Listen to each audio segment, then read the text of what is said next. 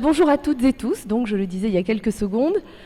Nous vous remercions de votre présence ce matin donc, pour ce deuxième jour de notre congrès d'ergonomie de la self. Alors, comme vous allez pouvoir le constater, cette plénière revêt finalement une forme un peu originale, un peu particulière, puisque nous l'avons pensée sous la forme de 2 tables rondes qui s'inscrivent en fait, il nous semble, pleinement dans la thématique de notre congrès, avec cette fois-ci pour objectif de réfléchir à la manière dont la communauté des ergonomes s'articule avec d'autres disciplines, mais aussi avec nos principales institutions, ce qui va constituer les 2 tables rondes. Tout ça dans une dynamique évidemment de coopération et de complémentarité. Il s'agit aussi, dans le cadre de ces 2 tables rondes, d'interroger les perceptions externes sur l'ouverture et la pertinence de notre communauté. Comment est-ce que nous sommes perçus, en définitive, de l'extérieur par d'autres, indépendamment évidemment du fait que nous avons compris d'ailleurs, hier en regardant les résultats du questionnaire qui a été présenté en fin de journée hier, nous avons compris aussi qu'il y avait des interrogations et que c'était des questions qui nous étaient renvoyées entre nous, ergonomes, pour faire déjà communauté. Mais là, c'est plutôt comment on est perçu, comment est-ce que nous sommes vus aussi de l'extérieur. Tout en identifiant, bien sûr, nous allons le voir, dans ces histoires de faire communauté avec d'autres, les institutions, les autres disciplines, comment est-ce que nous pouvons identifier des freins qui pourraient s'opposer au fait que ça marche, ou au contraire, de formidables leviers qui feraient que nous poursuivons notre quête de l'amélioration des conditions d'exercice du travail en lui-même. Comment est-ce qu'il est possible que nous y parvenions à l'avenir en s'appuyant sur d'autres disciplines et en coopérant avec d'autres institutions qui nous permettent aussi de porter notre propos, de le rendre plus visible aussi du point de vue politique en fait. Alors on part évidemment du postulat de l'ergonomie qui serait intrinsèquement lié et mis en dialogue et depuis toujours d'ailleurs avec d'autres disciplines. Je pense ici, on va le voir, à la sociologie, au droit, à l'économie, mais aussi avec d'autres, avec la médecine par exemple. Et puis on parle de l'idée que la coopération interdisciplinaire est perçue comme une condition nécessaire pour enrichir nos modèles théoriques et notre démarche aussi méthodologique. Donc on est un peu sur ces questions-là qui vont être saisies par chacun de nos orateurs dans quelques instants. Louis, je te laisse la parole. Okay. Merci beaucoup Sophie. Oui, donc en effet on continue sur ces thématiques-là dans la foulée. Et donc comme tu as commencé à l'aborder, l'enjeu c'est de voir et de vraiment comprendre aussi les perceptions qu'il peut y avoir d'un point de vue aussi externe. Parce que c'est vrai quand on dit qu'on veut faire communauté dans la thématique de ce congrès, ça demande aussi à voir comment on peut permettre ces collaborations à partir d'ouverture, à partir de liens entre les disciplines, sachant que l'ergonomie est souvent décrite comme un métier et une discipline par définition pluridisciplinaire ou transdisciplinaire. Donc on a besoin d'identifier ces enjeux-là pour voir comment on peut construire en termes de méthode, d'approche épistémologique aussi, plutôt conceptuelle, des liens, mais aussi comment d'un point de vue très pratico-pratique, on peut répondre à des problèmes et donc des enjeux de santé. C'est vraiment le but de ces 2 tables rondes donc qui vont se décliner en 2 sous-parties. Donc sur les collaborations disciplinaires, puis avec les institutions. Et donc pour la première table ronde, je te laisse la parole Sophie pour l'introduire. Donc sur faire communauté entre disciplines proches. Pour ça, donc aujourd'hui, nous avons la chance donc d'accueillir 3 intervenants, 3 professeurs donc de disciplines plutôt des sciences humaines et sociales au sens large, comme on peut dire. Et donc notamment, merci donc Valérie Boussard d'être là. Vous êtes professeure de sociologie donc à l'université Paris-Nanterre, directrice du laboratoire IDES pour Institution et dynamique historique de l'économie et de la société. Donc vos travaux portent sur les transformations contemporaines des organisations publiques ou privées, conséquences des processus de gestionnarisation. Donc vous étudiez ces processus à travers l'analyse des groupes professionnels qui sont les acteurs de ces processus, donc que ce soit les dirigeants, les managers ou des acteurs financiers, et vous abordez également les questions d'identité posées aux individus plus généralement par leur position professionnelle. Donc merci à vous. Alors nous allons poursuivre avec la présentation de François-Xavier de Vetter. Vous êtes professeur de sciences économiques à l'Université de Lille, vous êtes membre du CLERC et chercheur à l'IRES également. Vos thèmes de recherche s'inscrivent en socio-économie, sur la question des temps de travail, où vous vous préoccupez, c'est une bonne idée, des horaires de travail atypiques, des enjeux environnementaux, mais aussi des inégalités professionnelles. Vos travaux relèvent aussi de la socio-économie, des services plutôt non qualifiés, services à la personne, aide à domicile, propreté, sécurité, où vous vous intéressez aux conditions de travail, à la rémunération, aux inégalités de genre, aux qualifications, aux relations professionnelles. Et puis, vous avez, il me semble, une réelle pratique aussi de la pluridisciplinarité. Surtout d'ailleurs, je crois, avec la sociologie, et puis plus récemment avec l'ergonomie. Quelle belle rencontre, j'espère que vous allez nous en parler, notamment dans le cadre de votre participation à l'ANSES, et nous aurons l'occasion d'y revenir. Et nous avons aussi la joie d'accueillir Thomas Pasquier. Donc, vous êtes professeur de droit à l'Université Paris-Nanterre également. On a profité de l'occasion d'organiser le congrès à Nanterre, vous l'aurez compris, pour faire appel à certains collègues. Donc spécialisé en droit social, vos recherches sont consacrées aux conditions juridiques imposées aux formes contemporaines de mise en activité, de mobilisation de la main-d'œuvre et d'organisation du travail. L'une des questions qui guide vos recherches est celle de savoir comment le droit contemporain légitime et institue certaines organisations, articulées au système capitaliste. Les objets de recherche privilégiés sont la qualification juridique des contrats du travail, les nouvelles formes d'exercice du pouvoir, la régulation du capitalisme de plateforme et l'encadrement du management algorithmique. Donc vous avez été en poste à l'Université de Franche-Comté, de Picardie-Jules Verne, et directeur de l'Institut d'études du travail de Lyon, qui est une composante interdisciplinaire mêlant droit social, sociologie et ergonomie. Merci encore. On va commencer par vous, Thomas, si vous êtes d'accord, avec une première question, parce que lorsqu'on a préparé cette table ronde, on a trouvé très intéressant, vous avez raconté votre rencontre avec l'ergonomie. Peut-être que nous allons pouvoir y revenir, mais avant que vous nous la racontiez, la question c'est aussi, est-ce que vous aviez une représentation de ce qu'était l'ergonomie? À quel moment s'est effectuée cette rencontre? Et pire que ça, qu'est-ce que ça a changé dans votre approche, votre pratique, votre regard sur le travail? Dans ma vie, en fait. Je pense que ça a transformé ma vie. Dans votre vie, bah oui, j'imagine. Oui. En dessous, on ne prend pas. Alors, peut-être pour débuter, je vais quand même débuter par les formules qui ne sont pas que de politesse. Un grand merci de votre invitation. Je suis très, très heureux de participer à cet événement. Je ne connais personne. Très impressionné. Enfin, c'est pas vrai, je connais une ou deux personnes, mais voilà, je suis vraiment très heureux. Donc effectivement, on a structuré le propos à partir d'un certain nombre de questions sur la rencontre avec l'ergonomie, ce que ça produit sur notre représentation du travail, sur les hypothèses que ça pose. Et en bon juriste, je n'ai pas respecté les questions. Alors précisément, évidemment, je vais les traiter. Mais merci beaucoup, à bientôt Thomas. Merci. Mais ce que je voudrais peut-être dire en quelques mots, alors évidemment je vais répondre aux questions. Comment j'ai rencontré l'ergonomie? D'ailleurs, j'ai pas rencontré l'ergonomie, j'ai rencontré des ergonomes. Je ne sais pas s'ils sont là, Pascal Béguin, Valérie Pueyo. Je crois qu'ils sont attendus aujourd'hui, je ne sais pas s'ils sont encore arrivés. Je ne les ai pas vus. Mais pour que ce soit un peu utile, parce que je pense... ce qu'il faut dire déjà, c'est que la rencontre du droit du travail et de l'ergonomie n'est pas évidente. On peut presque dire que c'est un couple un peu dysfonctionnel, comme on a l'habitude de le dire aujourd'hui de manière assez rapide. Pourquoi? Parce qu'on a deux savoirs, deux sciences qui n'ont pas le même objet. Le droit est plutôt une science de la norme, de l'interprétation du texte, sous la forme de la prescription, donc avec une prétention à gouverner les comportements. Et alors tout ce que je vais dire, en fait, c'est dans le prolongement de comment on rencontre l'ergonomie et puis quels sont les obstacles épistémologiques à la rencontre des deux champs. Donc si on prend le droit du travail comme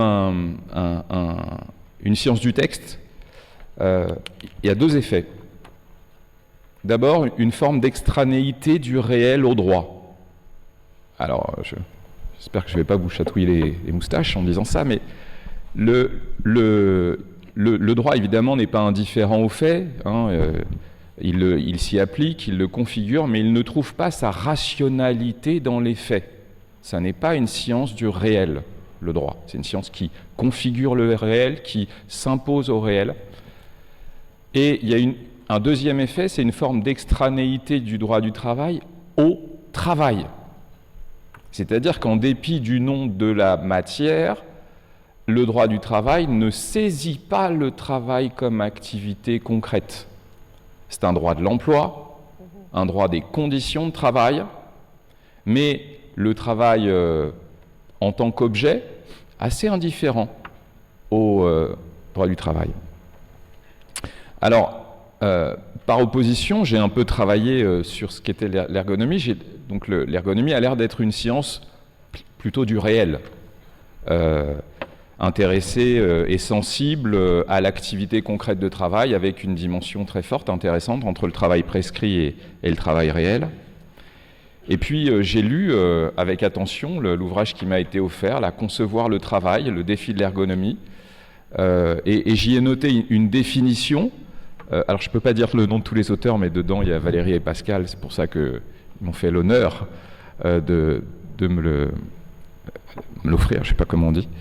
Où il est défini que l'ergologie est une technologie non pas de l'objet technique, mais un savoir cohérent de pratique autour d'un domaine particulier, le travail. Donc on voit en fait, si on prend les choses de manière un peu caricaturale, eh bien qu'on a des dynamiques qui sont différentes entre le droit du travail et le travail. Bon. Question, est-ce que la discussion est possible?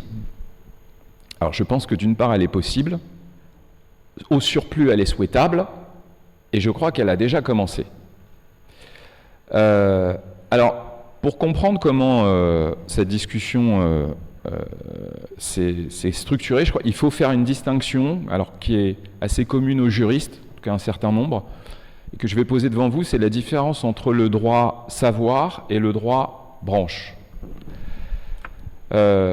Si on prend le droit comme une branche du droit, vous savez, les juristes, on a des métaphores souvent très naturelles. Le droit est un arbre avec des branches et un tronc, bref, il y a des branches du droit. Le droit, et du travail en particulier, c'est l'ensemble des règles du droit positif qui s'appliquent à la relation de travail. Bon. Et à côté de ça, le droit du travail est un savoir. Je ne sais pas s'il y a une science, mais c'est un savoir, un discours qui parle du droit du travail branche, avec ses objets, sa méthode, ses techniques. Et en quelques mots, pour saisir en fait les difficultés épistémologiques et les voies de rencontre, je pense qu'il faut partir de cette distinction-là. Et ce que je vais vous proposer très rapidement, mais je vais aller vite pour respecter mon temps de parole, c'est deux perspectives, la rencontre des savoirs et la rencontre des objets. Alors, et je vais répondre aux questions. Bonne nouvelle. Merci. D'abord, la rencontre des savoirs. Et je vais répondre à la question qui m'a été posée. Franche, comment avez-vous rencontré l'ergonomie? Je n'ai pas rencontré l'ergonomie. Je ne connaissais pas l'ergonomie en tant que juriste. Mais j'ai rencontré des ergonomes. Et j'ai rencontré tout particulièrement Pascal Béguin et Valérie Pueyo. Et on a tout de suite, comme on dit, bien accroché. Alors, je vais aller vite sur les concrétisations. C'était dans le cadre de l'IETL, l'Institut d'études du travail de Lyon, qui est une composante incroyable, puisque c'est une composante à la lumière des départements de relations industrielles québécois ou canadiens, qui prend pour objet le travail suivant une perspective interdisciplinaire et qui mêle là le droit social, l'ergonomie, la sociologie, dans une certaine mesure l'histoire, la gestion, etc. Je vais aller vite, on a eu des actions communes avec une journée d'études sur le travail soutenable, le travail durable à hauteur d'homme, etc. Et puis surtout, il s'est passé quelque chose, c'est que institutionnellement, donc je parle vraiment de rencontres là, je dirige une rubrique de la revue de droit du travail que j'ai ici, qui s'intitule Liaison. Et cette chronique a vocation à faire des liaisons entre le droit du travail et sociologie, économie, etc. Et à la suite de ma rencontre avec ce trio d'ergonomes, eh bien, nous avons monté une liaison droit du travail et ergonomie. Et donc depuis 2021, mais depuis 2022, 23, 24 et 25, il y a dans le champ de la doctrine universitaire juridique française une liaison, une rubrique dédiée au rapport entre le droit du travail et l'ergonomie. Et alors, ça a donné lieu à des choses absolument passionnantes sur le développement durable, l'entreprise durable, différents travails prescrits réels. Je vais un peu vite, mais ce qui est important, c'est que les mots des ergonomes infusent dans le champ du droit et la grammaire des juristes. Et je vais en donner un exemple tout à fait percutant tout à l'heure avec l'article d'Hervé Lanouzière qui est juste là, me semble-t-il. Et je vais vous montrer comment ça se passe. Alors, ce qu'on en retire, c'est que je vous ai dit, attention, on a des représentations des deux sciences, des deux discours qui sont très différentes. Mais en réalité, quand on regarde du point de vue des savoirs, eh bien, on a des objets très communs. On a des mots communs, travail, emploi, activité, tâche, prévention, risque. On a des grammaires communes, c'est-à-dire des manières d'ordonner ces mots assez communes, la santé, l'organisation du travail, la performance. Et, alors, je vais passer vite, j'avais prévu de vous démontrer que du coup, le droit n'était pas seulement une science de la norme, mais également une science du réel, mais ça va prendre beaucoup trop de temps. Je pense qu'aujourd'hui, on est à un moment, et les rapports entre droit du travail et ergonomie, où on peut prévoir, on peut démontrer une forme de basculement dans le réel du droit. C'est-à-dire une attention à la concrétisation des dispositifs, à l'évaluation de la performance des règles, etc. Mais je ne le ferai pas par manque de temps. La deuxième rencontre qu'on peut lister, c'est la rencontre des objets. Et là, je vais répondre à la seconde question que tu ne m'as pas posée, mais je vais me la poser tout seul. C'est bien qu'on ait préparé, je trouve que je ne regrette pas. Ouais. Voilà. Qu'est-ce qui peut créer des complémentarités ? C'est-à-dire, en fait, qu'est-ce qui fait qu'on peut avoir une synergie, non pas sur les savoirs, mais sur les objets ? Et là, je vais vous lire un texte, moi, que je trouve assez remarquable. Je vais faire le juriste, on lit des textes. L'article 4121-2 du Code du travail, qui est relatif aux principes généraux de la prévention, qui est dans la partie 4, dédiée à la santé au travail. Donc, qu'est-ce que c'est la prévention ? C'est éviter les risques, évaluer les risques qui ne peuvent être évités et adapter le travail à l'homme, en particulier en ce qui concerne la conception du poste du travail, ainsi que le choix des équipements de travail, des méthodes de travail, de production, en vue d'atténuer la monotonie et le travail cadencé et de réduire les effets de la santé. Je pose la question, est-ce un ergonome qui a rédigé ce texte du Code du travail ? On est à 1000 lieues de ce qu'un juriste de base peut envisager comme étant une règle. Et ce que j'avais prévu de vous démontrer, c'est qu'en réalité, le droit du travail peut être envisagé comme une science du travail, c'est-à-dire une science de l'activité concrète. Et ce dispositif en est une manifestation. Alors, ça va, je suis dans les temps, je crois. On y va. Pour terminer, pour conclure, c'était plus substantiel, mais je voulais juste traiter deux questions en conclusion. Que peut apporter l'ergonomie au droit du travail et que peut apporter le droit du travail à l'ergonomie ? Que peut apporter l'ergonomie au droit du travail ?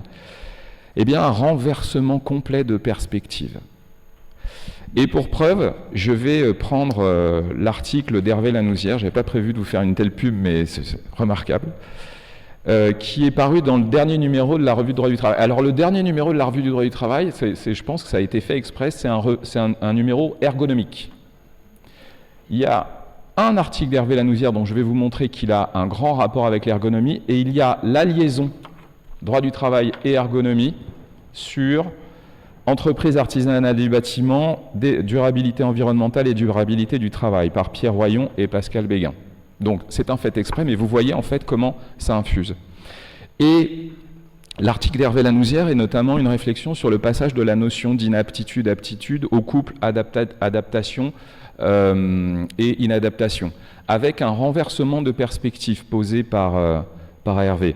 C'est-à-dire non plus s'intéresser à l'adaptation du travail à l'homme, mais celui prescrit par le Code du travail d'une adaptation du travail à l'homme.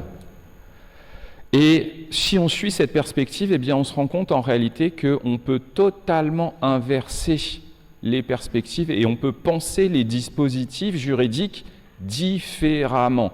Et je vous invite vraiment à lire l'article d'Hervé Lanouzière parce que je pense que c'est la concrétisation, et d'ailleurs je crois que vous citez l'ergonomie, vous dites bien, c'est la concrétisation d'une autre manière d'interpréter la substance même, on est sur la science de l'interprétation, la substance même des dispositifs à la lumière de l'ergonomie, comme savoir. Et que peut apporter le droit du travail et l'ergonomie? Eh bien, deux choses. D'abord, le droit du travail est un champ disciplinaire, un savoir, qui est construit avec des méthodes sensibles qui sont assez communes. La sensibilité à la protection de la santé, à l'humanisation des outils de production, à la civilisation des rapports de travail. Vous avez des auteurs qui s'intéressent à ces questions-là. Et que peut apporter encore le droit du travail à l'ergonomie? Eh bien, d'un point de vue plus technique, puisque l'ergonomie n'est pas seulement un savoir, mais également une pratique d'action. C'est ce que je n'ai pas pu vous démontrer, mais en fait, si on considère que le droit n'est pas seulement une contrainte, vous savez, quelque chose qui vient s'imposer de l'extérieur, mais un modèle d'action, eh bien, en fait, le droit du travail peut être une ressource de légitimité à l'action de l'ergonome. Si on comprend la règle, non pas uniquement comme une prescription, mais comme un cadre pour l'action. Voilà, je n'ai pas répondu aux questions, mais bon. En réalité, totalement. Je crois que c'est assez fidèle quand même, oui. Peut-être plus développé en démonstration, et c'est très intéressant, c'est ce que nous attendions aussi de comprendre, et apprendre ici que l'ergonomie permet un renversement de perspective. J'ai envie de dire, c'est une très bonne nouvelle dans le cadre de ce congrès. Et puis nous donnerons après de toute façon la parole à Hervé Lanouzière qui est là pour la deuxième table ronde. Merci beaucoup Thomas, c'est presque un témoignage finalement, hein. C'était vraiment intéressant, merci beaucoup.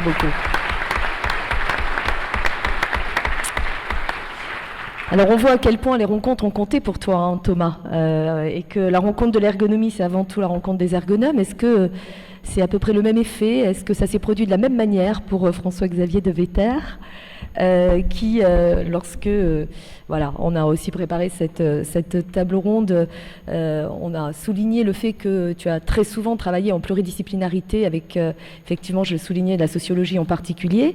Donc même combat, même question. Est-ce que tu avais une vision précise de ce que nous faisions, nous, ergonomes? Est-ce que nous paraissions particulièrement ouverts, prêts à coopérer, à engager des actions, des réflexions, des études avec vous? Est-ce qu'on paraît de l'extérieur un peu fermé, genre presque une secte, mais est-ce qu'on est fermé?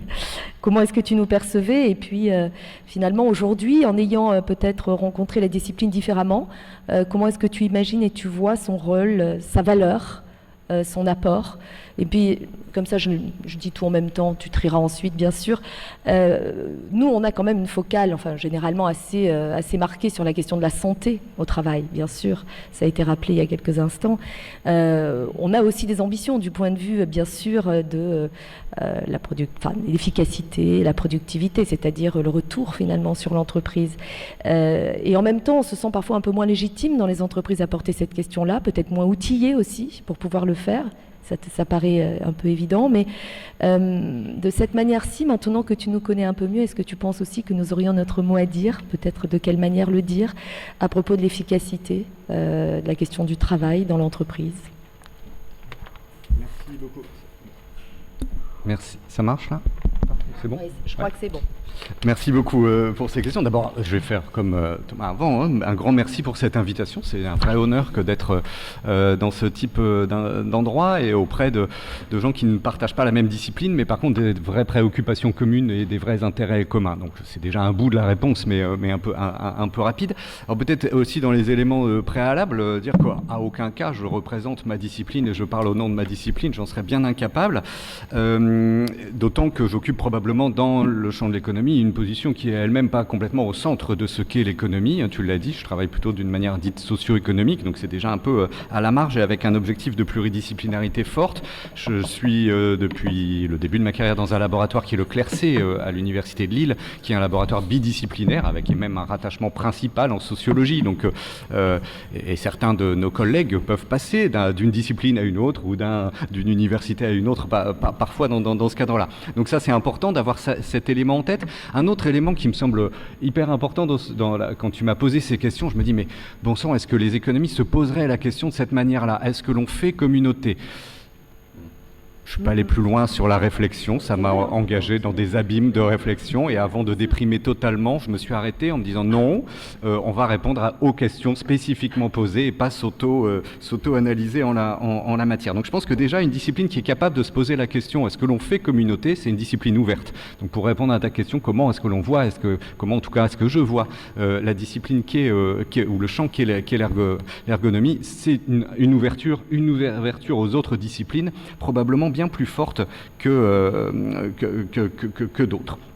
Après, dans les questions que tu poses, il y en a une qui commençait, c'est par celle-là que je reprendrai, c'est quelle est la valeur de l'ergonomie. Bon, vous vous doutez bien, je vais vous dire une valeur très très grande, immense.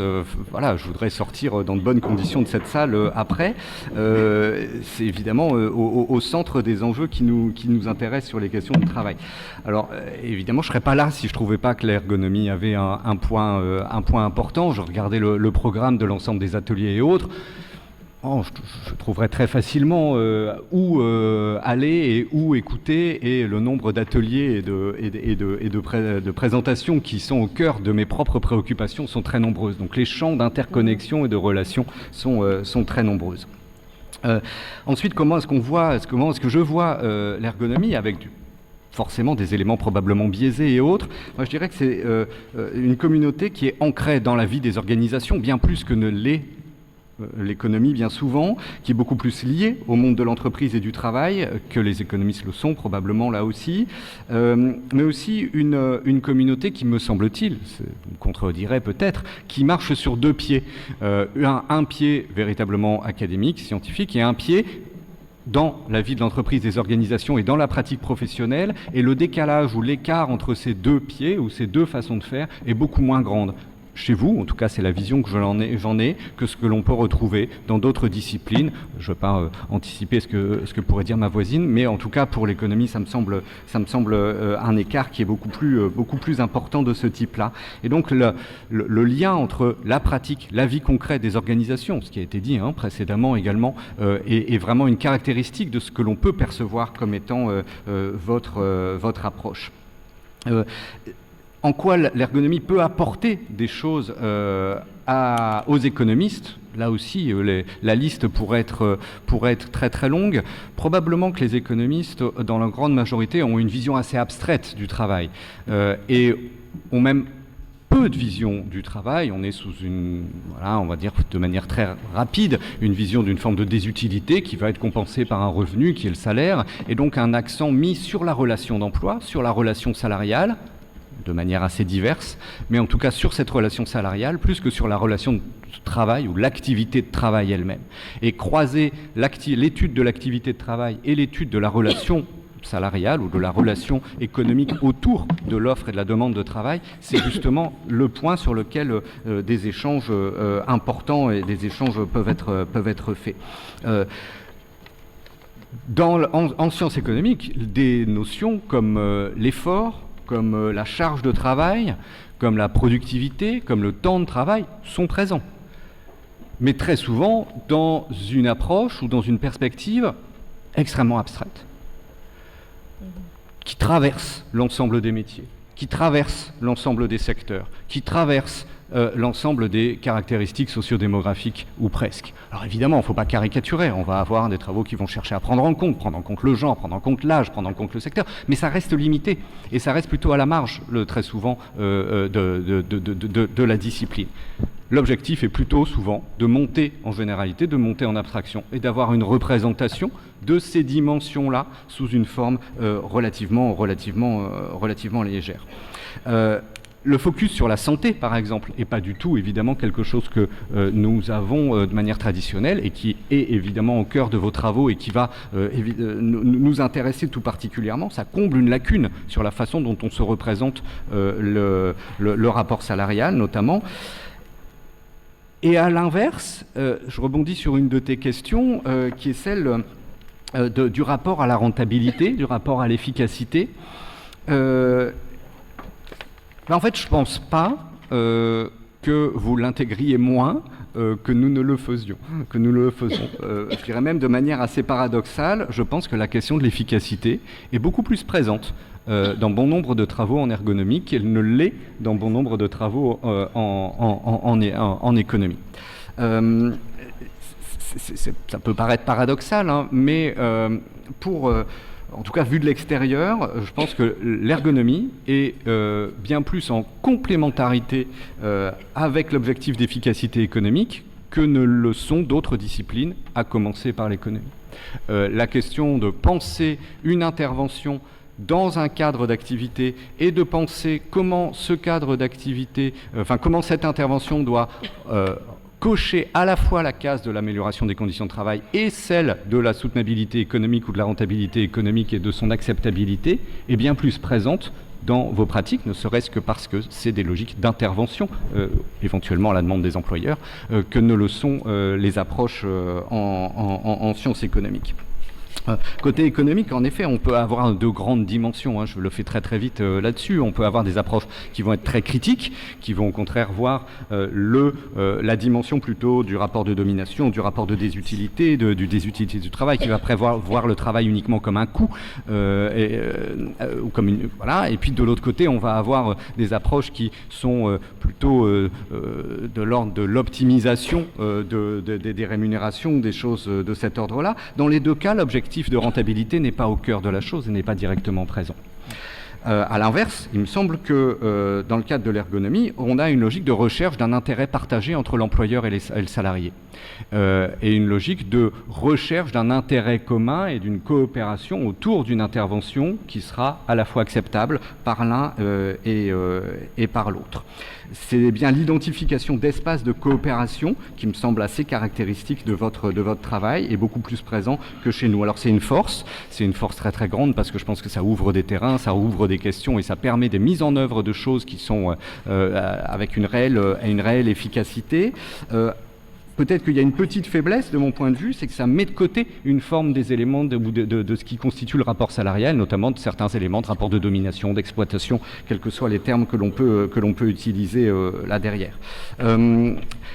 Pour le dire autrement, moins que la rentabilité, ce que peut-être l'ergonomie met plus de côté ou met moins au cœur de sa réflexion, c'est les spécificités des modèles économiques sous-jacents au rapport salarial, qui vont être pourtant relativement déterminants sur les logiques de rémunération, sur les logiques de conditions de travail, de mesures d'organisation de l'intensité, etc., etc.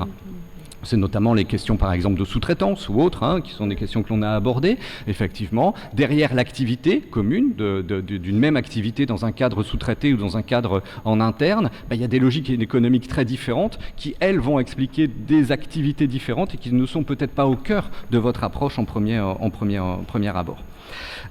Troisième un peu groupe de questions ou éléments qu'on avait abordé et que tu as rappelé ici, c'est comment organiser un peu les collaborations et autour de quoi construire et rendre le plus efficace possible les collaborations entre économistes et ergonomes.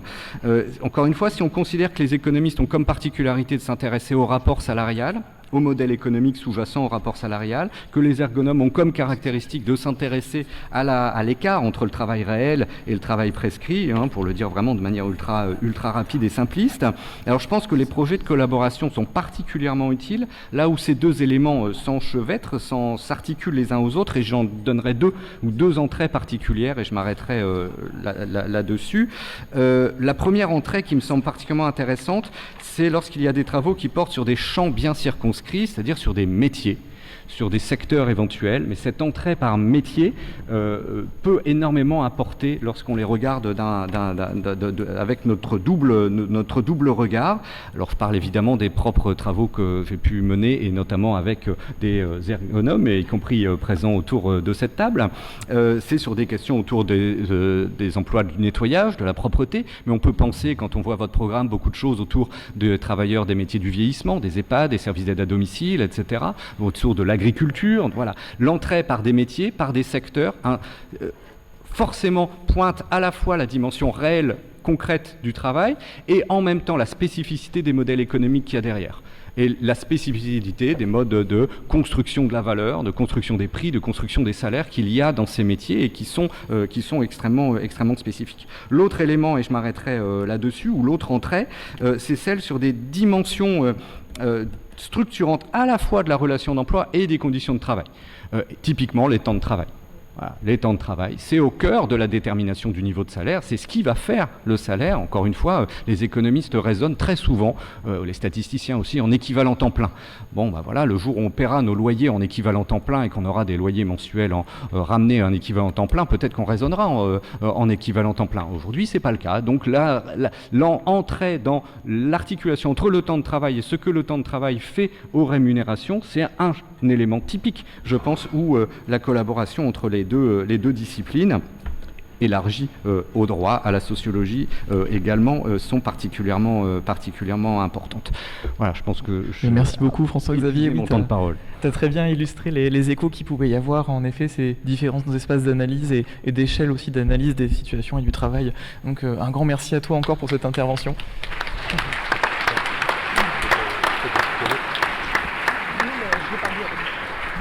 Et donc, sans transition, pour essayer de tenir un tout petit peu le timing, donc pour Valérie, nous avions pensé donc aussi dans cette même continuité finalement sur comment s'est faite la rencontre avec l'ergonomie, comment tu perçois aussi cette discipline par rapport à la sociologie, donc avec laquelle nous sommes aussi en proximité en tant qu'ergonome. Il peut y avoir des approches méthodologiques qui se rejoignent. Voilà, donc comment quelque part tu peux percevoir aussi cette communauté des ergonomes du point de vue de la sociologie. Peut-être une question comme ça, on fait les questions groupées. En fait, c'est aussi de savoir ce qui nous lie aussi et ce qui nous distingue. On est peut-être encore plus proche, je pense, de ta discipline, Valérie, que des deux autres qui viennent de se présenter de manière presque intuitive et naturelle, et depuis plus longtemps, je pense. Et une question sous-jacente qui est, il y a certainement pas mal de choses qui nous lient, des choses qui nous distinguent, mais y a-t-il aussi parfois des risques où on ne saurait pas poser une forme de limite, et quels risques nous encourions finalement à avoir des disciplines trop intégrées, trop identiques? Est-ce qu'on ne risque pas à un moment donné de d'effacer les frontières? Qu'est-ce que l'on risque finalement à se rapprocher? C'était aussi quelque chose que nous avions évoqué avec lui, une interrogation que nous avions. Merci à tous les deux. Je ne sais pas si ça... Là, voilà. Merci à tous les deux, Sophie et Louis, pour ces questions et pour cette proposition de discussion interdisciplinaire entre ergonomie et sociologie, et avec le droit et l'économie, et en particulier à Nanterre. Je suis très heureuse, effectivement, que le congrès de la SELF se passe à Nanterre, où vous l'avez compris, j'enseigne et je suis chercheur. Donc merci beaucoup pour cela. Et alors comment je suis rentrée en contact avec l'ergonomie de la même façon que François-Xavier ou Thomas, pas avec l'ergonomie mais avec des ergonomes dans le cadre d'invitations à parler dans des congrès. J'ai en mémoire une invitation faite par Joanne Petit à intervenir dans les journées d'ergonomie de Bordeaux il y a quelques années. Aujourd'hui, cette invitation, alors ce qui montre l'ouverture de l'ergonomie aux autres disciplines et aux occasions de rencontres, eh bien, dans des équipes de recherche qui se constituent.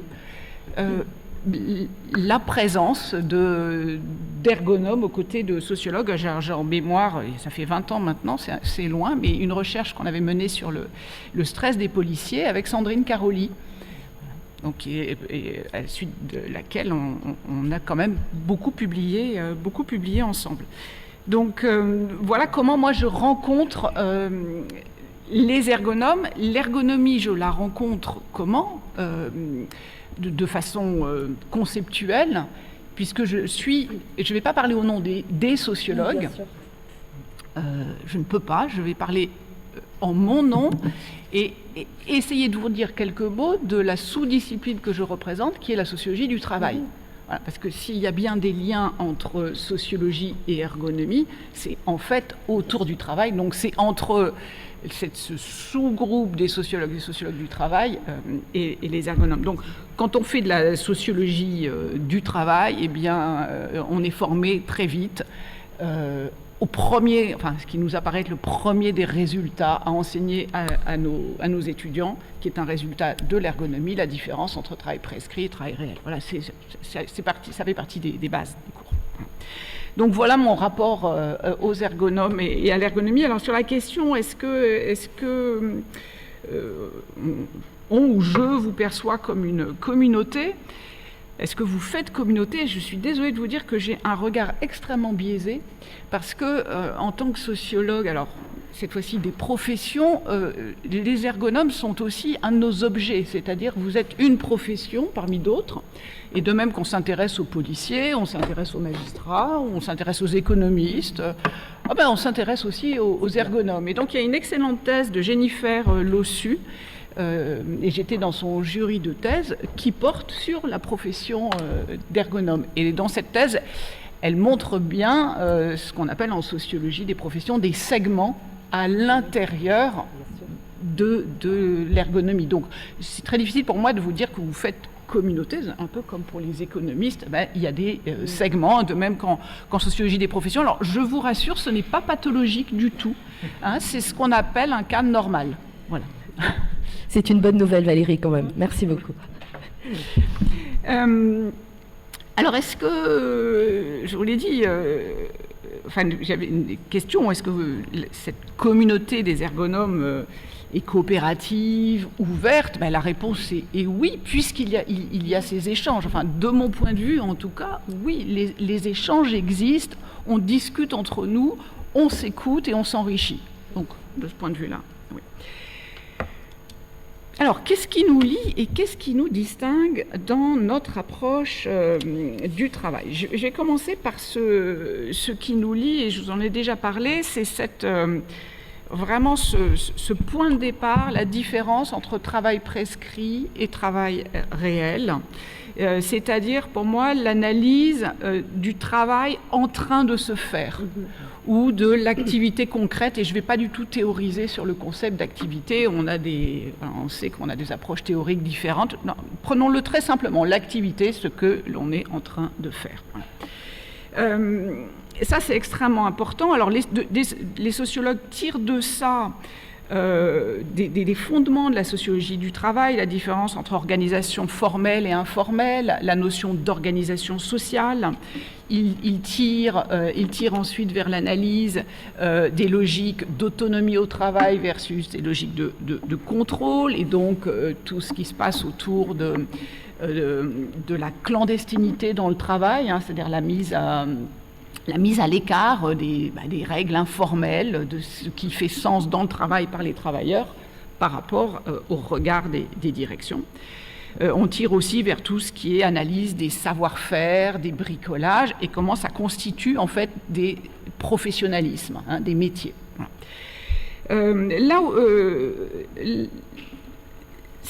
L'autre point de rencontre, à mon avis, entre ergonomie et sociologie du travail, c'est les questions de santé au travail.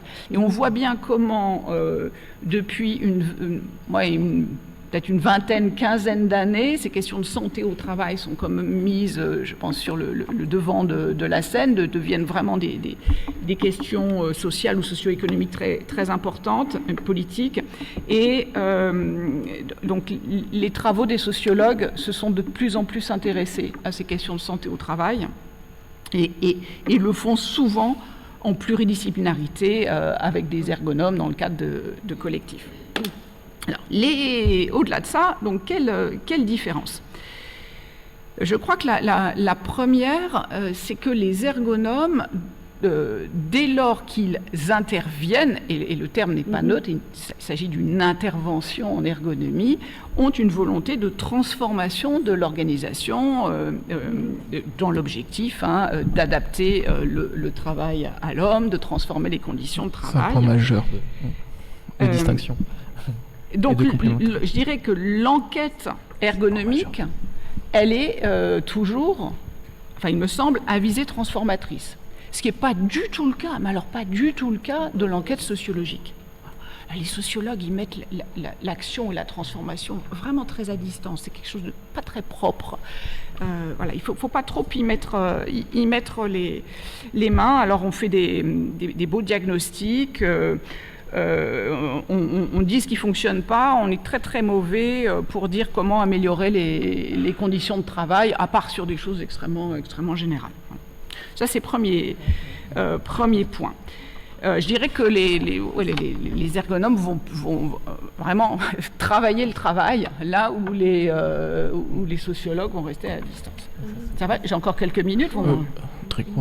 Mais c'est très bien, ça éclaire bien les complémentarités. Donc je termine. Donc deuxième différence,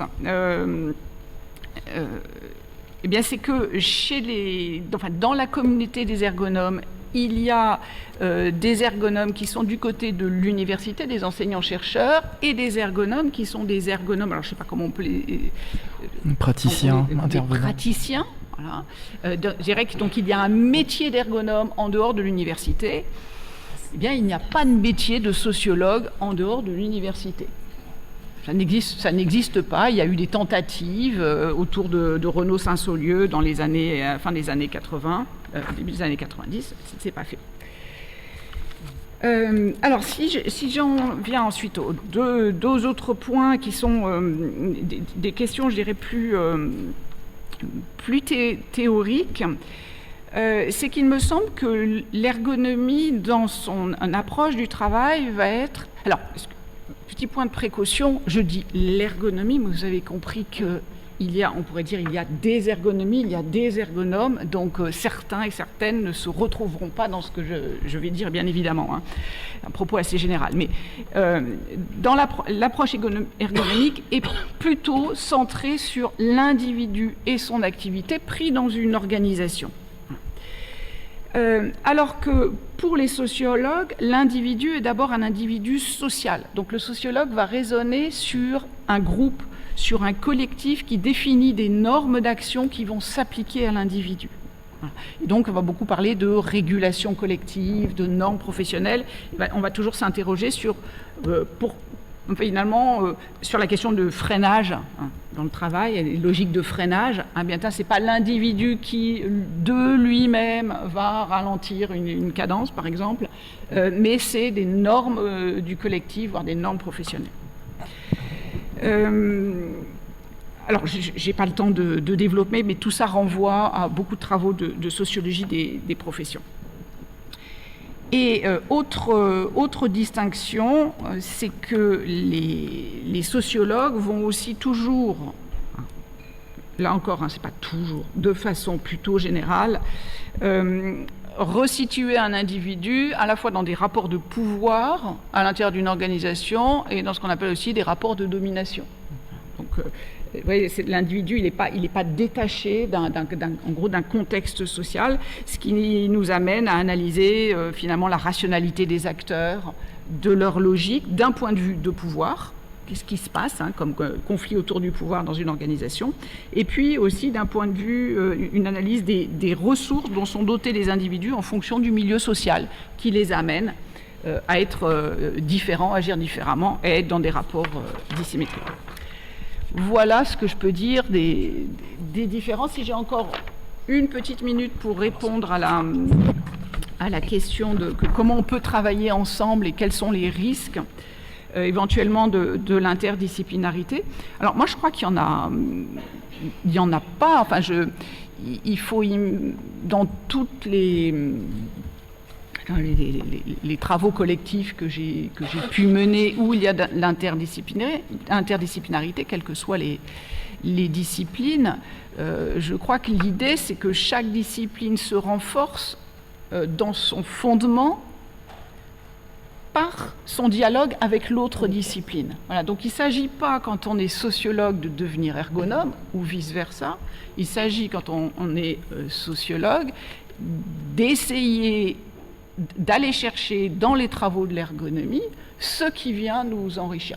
Moi, à titre personnel, tout mon travail d'analyse des outils de gestion des indicateurs de performance et aussi fait beaucoup à travers de l'analyse très micro faite par les ergonomes qui me donnent des cas extrêmement concrets. Voilà. Et je crois que donc en fait il faudrait plutôt diviser le travail. En fait, ayons des tâches distinctes avec des charnières, on se rencontre. Voilà. Mais je vois pas trop de risques.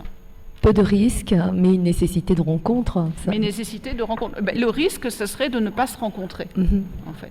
Ouais. D'où l'intérêt de ce type de manifestation où c'est aussi l'occasion de se donner la parole, de s'entendre et de bien marquer au fond la complémentarité qui peut être la nôtre dans tous les champs que nous venons d'évoquer. Ça, c'est absolument essentiel. On avait pris de bonnes nouvelles en plus. Donc, on avait prévu quelques temps de questions avec la salle. Alors, on n'est pas en avance. On applaudit rapidement, me dit Louis, mais bien sûr.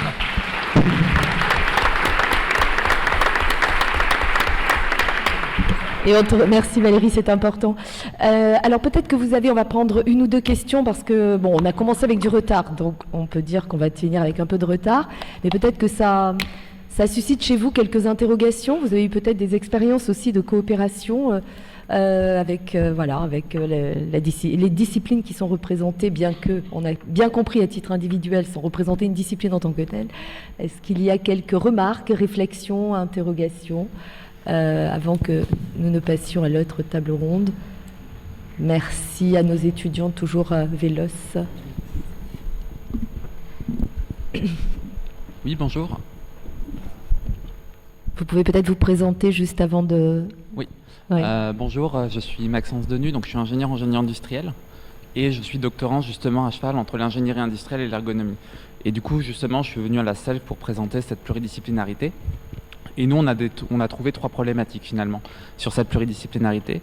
La première, finalement, c'est la difficulté à se rencontrer les autres. Donc là, c'est plutôt pour les intervenants du jour. C'est comment concrètement vous avez rencontré des ergonomes. Est-ce que c'était à l'occasion d'événements? Est-ce que vous avez été contacté? Est-ce que vous pensez qu'il y a suffisamment de lieux de rencontre pour justement se rencontrer? La deuxième problématique qu'on a eue, nous, c'était pour valoriser les travaux. Alors notamment, en fait, entre ingénierie industrielle et ergonomie psychologie du travail, c'est pas du tout les mêmes règles au niveau de la section CNU. Et à chaque fois, en fait, c'est une galère pour trouver la place des auteurs, pour sélectionner des revues. En fait, finalement, on collabore jusqu'à ce qu'on démarre d'écrire nos articles. Donc, est-ce que finalement, il y a des groupes de travail qui sont menés pour voir comment est-ce qu'on peut mieux valoriser cette pluridisciplinarité ou interdisciplinarité, que ce soit pour la carrière des chercheurs ou autre? Et ma troisième question, c'est au niveau des enseignements. En fait, en ergonomie, ce qu'on a pu voir, c'est qu'il n'y a pas forcément d'intervenants extérieurs, d'autres disciplines qui interviennent, alors qu'au contraire, en ingénierie, on l'a beaucoup plus. Donc, est-ce qu'il y a une réflexion qui sont faites plus globalement au niveau des enseignements pour mieux intégrer d'autres disciplines et pour finalement préparer les étudiants au plus tôt à cette pluridisciplinarité? Merci. Merci de cette question. Je ne sais pas si vous voulez... y répondre. Pour la question de l'enseignement, je pourrais en dire un mot à la fin, mais si François-Xavier, tu veux réagir. Très rapidement sur une partie des questions, et je passerai la parole après. Sur les lieux de rencontre, effectivement, ça me permet de rappeler quelque chose d'important. C'est vrai qu'il y a des lieux qui sont déterminants. Ces lieux déterminants, j'en cite, c'est ceux qui s'intéressent au travail et au travail concret. C'est les institutions publiques. Je pense que l'ANSES, notamment, joue un rôle important à travers ces groupes de travail et autres, dans des créations de pluridisciplinarité et dans des organisations de rencontres qui ensuite peuvent donner lieu à d'autres choses. Les instituts du travail également, et au niveau de la recherche, l'IRES, l'Institut de recherche économique et sociale, qui n'intègre pas d'ergonomes, mais qui s'intéresse directement aux questions de travail et donc fait appel, dans un certain nombre de cas, à des collaborations, etc. Donc voilà, donc c'est ces lieux-là qui sont importants. Un mot sur les questions de valorisation, juste pour dire que je suis assez d'accord avec vous, c'est toujours très compliqué dans les carrières universitaires d'être à cheval entre plusieurs disciplines et dans des voies de valorisation et de reconnaissance qui sont différentes. Seule chose que je peux dire qui est une très mauvaise réponse, c'est que l'âge venant, on finit par ne plus s'intéresser à cette question-là. Mais par contre, c'est une question fondamentale en début de carrière et qui pose un vrai problème. Je suis d'accord avec vous. Vas-y Valérie, bien sûr. Oui, je ne peux qu'abonder dans ce que vient de dire François-Xavier de Vetter. Il y a vraiment un problème en début de carrière, effectivement, où la pluridisciplinarité ou l'interdisciplinarité est difficile à valoriser. Il me semble, et c'est dans la ligne de ce que j'ai dit, qu'en fait, on peut faire un travail interdisciplinaire, c'est-à-dire avec d'autres, ou à la croisée de deux disciplines, mais au moment de la valorisation, il est bon de s'ancrer dans une discipline et et comment dire, et d'adopter les codes de la discipline pour la publication. Voilà, surtout en début de carrière. Après, effectivement, on peut s'en émanciper puisque on devient ceux qui font ou qui disent ce qu'est la bonne science. Hein. Enfin, pas toujours, mais en début de carrière, c'est vraiment primordial de s'ancrer pour la publication dans une discipline et de ne pas proposer des travaux à cheval ou trop à la croisée parce que ça passe pas. Ça, c'est sûr. Et peut-être rapidement un mot sur les formations. De ce que nous en savons, les formations en ergonomie, en tous les cas dans les Master 2, à partir des critères du Collège des enseignants-chercheurs en ergonomie, imposent aussi quand même dans ces maquettes, très rapidement, hein, des enseignements, notamment en économie, en droit et en sociologie.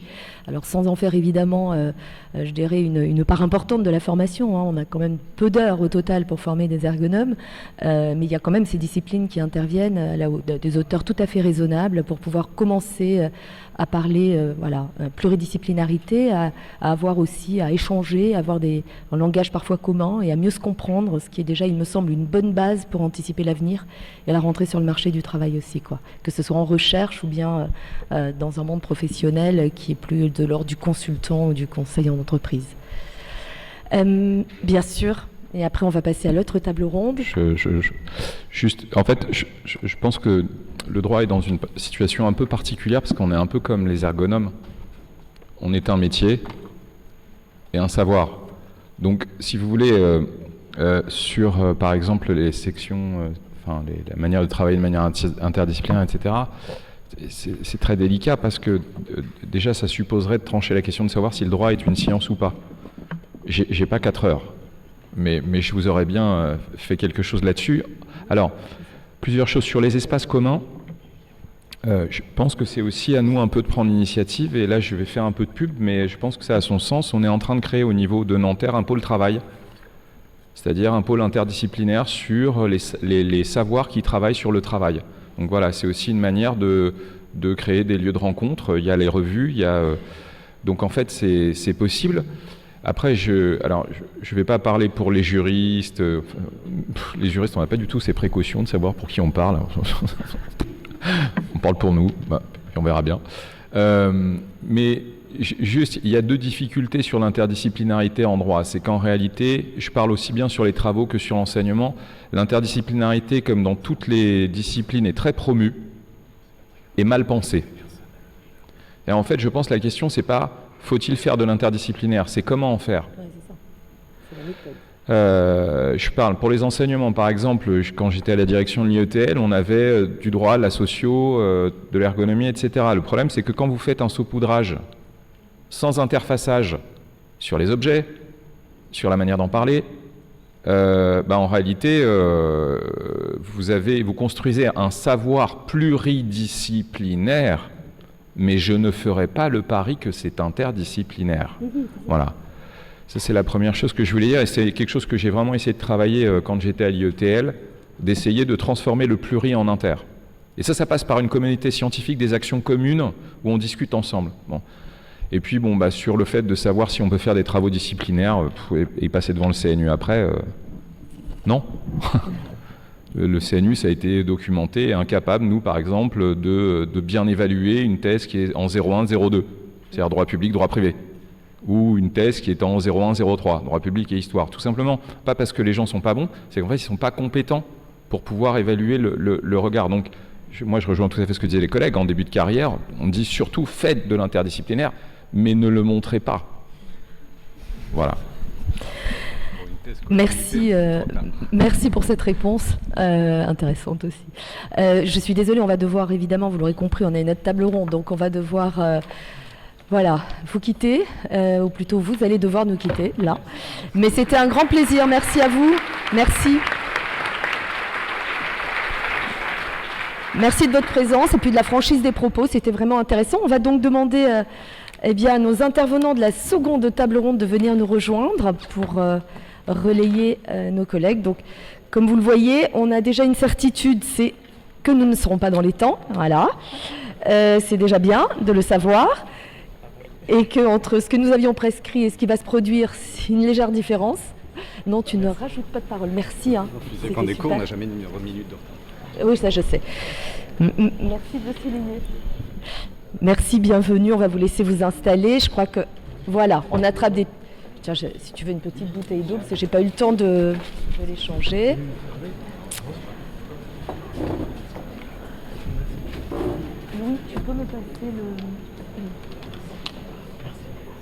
Tu me passes le deuxième slide pour la deuxième table? C'est bon, c'est celui-là. Ok, on est bon.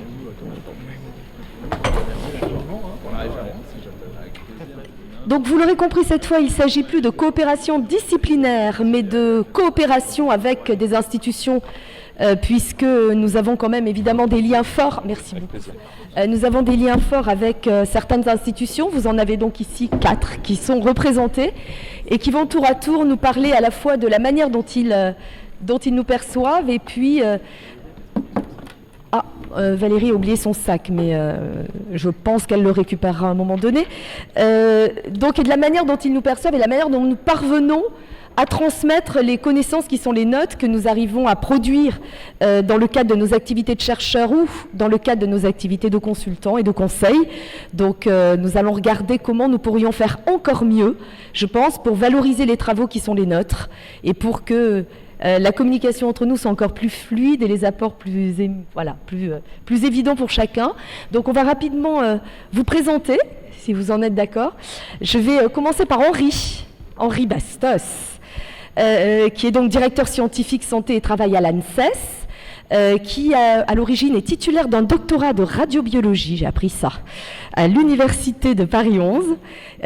Tu as débuté ta carrière en 2004 à l'INRS en tant que toxicologue et puis tu as très vite rejoint l'ANSES, qui est devenu l'ANSES quelques temps plus tard, en 2006, où tu mets en place et diriges l'unité chargée de la mise en œuvre de l'évaluation et de la gestion des risques liés aux produits chimiques dans le cadre de la réglementation européenne.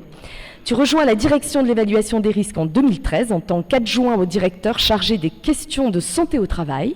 Tu as eu également un diplôme universitaire d'ergonomie et d'écologie humaine à l'université de Paris 1 Panthéon-Sorbonne en 2017 et titulaire d'un master de droit social, comme quoi la pluridisciplinarité, et des relations du travail de l'université de Lyon 3 Jean Moulin que tu as obtenu en 2004. Merci de ta présence. Et nous avons aussi, nous sommes ravis d'accueillir Dominique N, donc directeur de l'ARACT Grand Est, donc, qui est une des agences donc de l'ANACT. Donc il encadre une équipe de 15 personnes, et donc ça c'est parmi les particularités. Donc vous intervenez, comme les ergonomes le savent en général, mais ça peut avoir le coup de le rappeler, dans les entreprises. Ça fait partie du quotidien des agents de l'ANACT. Et donc vous développez le paritarisme dans les projets, dans les organisations, en mettant au cœur de vos actions le travail réel. Donc ces conditions d'action et le dialogue social également qui sont dans les piliers des démarches de l'ANACT. Vous réalisez cela au travers de thématiques variées telles que les liens entre santé, performance et compétences, l'articulation du dialogue social et du dialogue professionnel, les grandes transitions, que ce soit numérique, écologique, démographique ou encore l'égalité professionnelle. Et donc vous représentez aujourd'hui votre directrice générale, Caroline Gadou, qui ne pouvait malheureusement pas se libérer pour participer à cette table ronde, mais avec qui nous avons été en interaction. Donc nous avons eu la joie d'échanger ensemble à plusieurs. Et nous avons aussi Hervé Lanouzière. Absolument. Hervé, bonjour et merci d'être là. On a déjà beaucoup parlé de toi dans la première table ronde, n'est-ce pas? Donc Hervé Lanouzière, il est directeur de l'Institut national du travail, de l'emploi et de la formation professionnelle. Il est membre de l'IGAS, ancien inspecteur du travail. Il a été, nous le savons je pense en tant qu'ergonome, directeur de l'Agence nationale pour l'amélioration des conditions de travail, l'ANACT, de 2012 à 2017. Auparavant, tu as occupé plusieurs postes en administration centrale, notamment à la sous-direction des conditions de travail de la DGT, Direction générale du travail, où tu as notamment piloté la cellule risques psychosociaux du ministère du Travail. On va enchaîner avec Mélina. Et donc oui, en effet, Madame Mélina Le Barbier, vous êtes directrice adjointe de la direction santé, environnement, travail chez Santé publique France. Donc vous avez une double culture, santé, environnement, santé, travail. Donc c'est vrai qu'il peut y avoir des dichotomies des fois dans ces mondes-là, mais ils peuvent se rejoindre dans certains cas. Nous le savons, nous en sommes sûrs. Et au sein de Santé publique France, donc vous contribuez à définir les orientations stratégiques et scientifiques en santé, environnement et santé, travail de l'agence. Avant cela, donc vous avez été pendant plusieurs années responsable donc du réseau national de vigilance et prévention des pathologies professionnelles au sein de l'ANSES. Merci à vous encore, donc à tous les 4 d'être présents aujourd'hui. Merci. Donc, nous allons tout de suite débuter avec Henri Bastos, donc directeur scientifique santé et travail de l'ANSES, avec une question qui se rapproche un peu de celle que nous venons de poser, mais plus axée sur le fait de savoir si la communauté des ergonomes te semble parvenir efficacement à alimenter le débat public sur les questions de travail et de santé en particulier. Est-ce que nous jouons dans ce cadre-là un rôle spécifique, particulier? Est-ce que nous avons une place toute particulière? Alors déjà, je voudrais allumer le micro. Voilà, je voudrais allumer mon micro. C'est pas mal. Merci beaucoup. Vous remercier aussi pour l'invitation, de venir essayer de vous donner à voir un petit peu la manière dont on implique les ergonomes dans nos travaux. Est-ce que je suis capable de vous dire si globalement la communauté des ergonomes ou les ergonomes contribuent efficacement ou en tout cas parviennent à alimenter le débat public sur les questions de travail et de santé? Il y a des faits précis, c'est-à-dire que c'est pas moi qui vais vous apprendre que, notamment dans le cadre de différents rapports institutionnels sur la réforme des retraites, on a eu certains travaux et certains ergonomes qui ont été mis en avant, notamment en 2023, comme Catherine Delgoulet, Serge Volkov ou Corinne Godard, sur le rapport d'information aussi sénatorial sur le travail des femmes, la santé des femmes au travail, en 2023 également, avec les travaux de Karen Messing, l'audition de plusieurs ergonomes dans ce cadre-là, Béatrice Barthes, Sophie Prunier-Poulmer. Donc ça, et même vous vous en faites l'écho d'ailleurs, parfois, sur le site de la SELF. Donc là, je vous apprends rien. En revanche, en ce qui nous concerne, nous, on est une agence d'expertise qui fait de l'évaluation des risques. Et donc, on intervient à ce titre en réponse à un certain nombre de saisines, essentiellement des pouvoirs publics, mais aussi des partenaires sociaux, des organisations syndicales nous ont saisis à plusieurs reprises, notamment sur la question du travail de nuit, sur la question des livreurs des plateformes. Voilà, on a rendu un certain nombre de travaux sur les questions de santé au travail. Et dans ce cadre-là, on rend des expertises en appui au pouvoir public. Et on contribue, ça fait partie de nos missions, au débat public sur ces questions-là. Et donc indirectement, ou même très directement finalement, par l'implication des ergonomes dans nos collectifs de travail, eh bien, vous contribuez à ce débat public dans le cadre des rapports d'expertise qui s'appuient justement sur les ergonomes, mais aussi sur différentes disciplines. Finalement, l'ANSES, elle s'appuie sur des collectifs d'experts indépendants, pluridisciplinaires, qui intègrent donc différentes disciplines, et en particulier aussi des ergonomes. Historiquement, on avait beaucoup de spécialistes de la santé humaine, d'épidémiologistes, etc. Oui. Henri, j'avais une question. Est-ce que tu saurais nous dire le premier ergonome qui a intégré un groupe de travail à l'ANSES, tu saurais nous dire, tu te souviens à peu près, ça remonte à... Oui, alors, en tout cas, je saurais vous dire, moi, la manière dont je l'ai perçu. C'est-à-dire qu'en arrivant à la direction... dans laquelle je suis aujourd'hui, on avait des travaux qui avaient été initiés justement sur une autosaisine, parce que ça aussi c'est une possibilité qui est donnée au directeur général de s'autosaisir sur des questions qu'il juge nécessaires, utiles, pour répondre à des problématiques de santé publique. Et dans ce cadre-là, on avait monté un groupe de travail sur la question de l'exposition des travailleurs aux pesticides, travailleurs agricoles aux pesticides. Mais aussi, au même moment, on avait une question qui nous avait été posée par la CFTC sur la question du travail de nuit et de ses impacts sur la santé. Et donc à ce moment-là, on avait ces deux groupes de travail qui s'étaient montés, où on avait intégré justement des ergonomes. 2012, voilà. Et puis en fait, les deux rapports ont été rendus en 2016, ont été rendus publics en 2016. Et c'est en fait à ce moment-là, si vous voulez, qu'on a eu un certain nombre de questionnements sur la remise en cause d'un certain nombre de pratiques en évaluation des risques qui étaient les nôtres à ce moment-là, donc de la part de la communauté des ergonomes qu'on avait impliqués dans ces travaux, et puis aussi des questionnements sur l'efficacité d'un certain nombre de pratiques, et puis une remise en cause aussi, ou en tout cas un questionnement des normes en vigueur d'évaluation des risques, notamment dans certains cadres réglementaires. Donc j'oublie de mentionner Alain Garrigou, mais tu étais aussi dans le groupe de travail sur le travail de nuit. Et donc à ce moment-là, on a changé un petit peu notre pratique, notamment de l'expertise. C'est-à-dire qu'on est, tout à l'heure, c'était évoqué par François-Xavier Devetter, c'est-à-dire qu'on a choisi de répondre le plus systématiquement possible à nos demandes, à nos saisines, avec une entrée par le travail qui nous permet d'avoir une approche très pluridisciplinaire et de s'interroger sur l'ensemble des facteurs de risque et en tout cas des conditions de travail qui vont déterminer les effets sur la santé des pratiques évaluées. Donc nous, dans ce cadre-là, on a un vrai espace de rencontre en fait pour la pluridisciplinarité. Donc après, c'est pas une mince affaire non plus, parce qu'on se rend compte que chacun finalement a des définitions, des pratiques, des méthodes de travail qui sont différentes pour un même objet.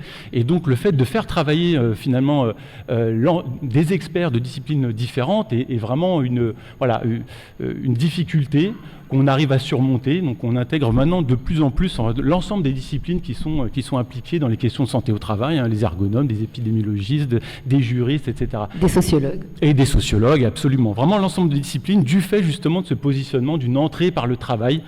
Et ce qui nous amène aussi à un certain nombre de travaux d'expertise. Enfin, on est capable aussi tout à l'heure, on parlait des questions du nettoyage. Donc là, on a aussi d'autres questions actuellement qui nous arrivent. On est saisi sur la question des fleurs coupées, des contaminations de ces fleurs coupées par des pesticides qui sont importés de pays extra-européens.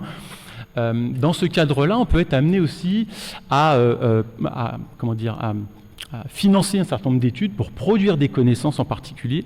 Notamment, là, on prévoit de lancer des études pour élaborer une étude de filière et surtout aussi pour aller observer l'activité réelle de travail, donc des salariés, des travailleurs qui sont impliqués sur l'ensemble de la chaîne d'approvisionnement de ces fleurs coupées, justement pour avoir une idée vraiment de ces pratiques réelles et ne pas se baser uniquement sur les fiches de poste prescriptives qui nous sont communiquées en général par la filière. Donc on a mis en place une structuration, si vous voulez, de l'implication des différentes disciplines mobilisées sur les questions de santé au travail et en particulier des ergonomes pour justement répondre à un certain nombre de questions et d'enjeux autour de l'évaluation des risques en santé au travail. Voilà un petit peu comment on se structure et comment finalement les ergonomes contribuent à l'évaluation des risques, mais aussi à produire des connaissances et au débat public in fine quand on rend disponible sur nos sites internet, parce que c'est une obligation légale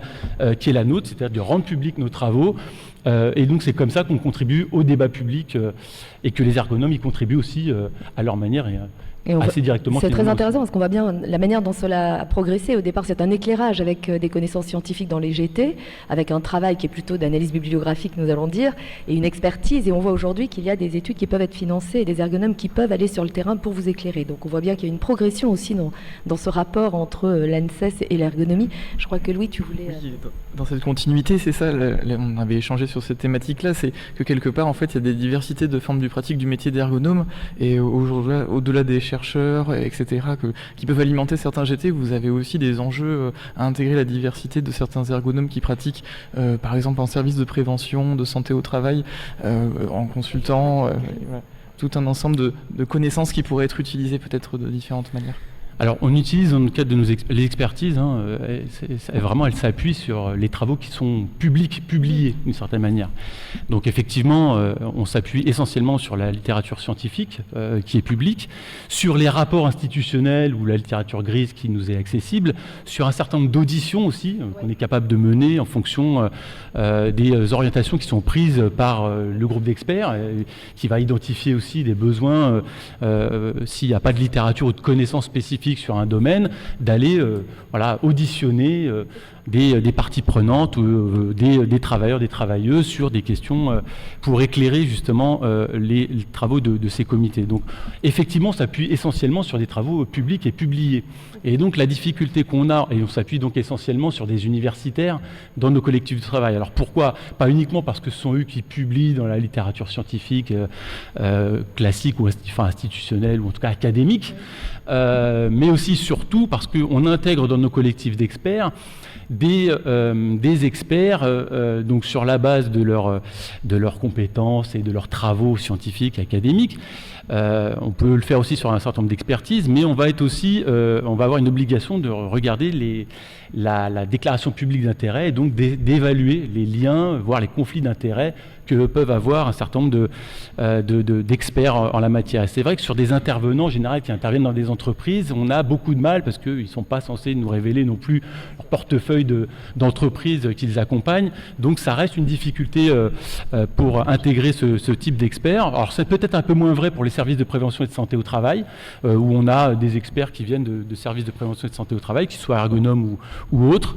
Mais ce qui va aussi nous bloquer, c'est de ne pas avoir accès à toutes les connaissances qui sont produites finalement dans les interventions sur le terrain et qui parfois, peut-être par manque de temps, ne sont pas forcément valorisées ou publiées ou rendues accessibles pour les expertises comme les nôtres, alors que parfois on s'évertue assez régulièrement à essayer d'obtenir un certain nombre de travaux d'accompagnement d'entreprise qui peuvent aussi donner des informations suffisamment qu'on peut reprendre dans le cadre de nos travaux, qui soient applicables à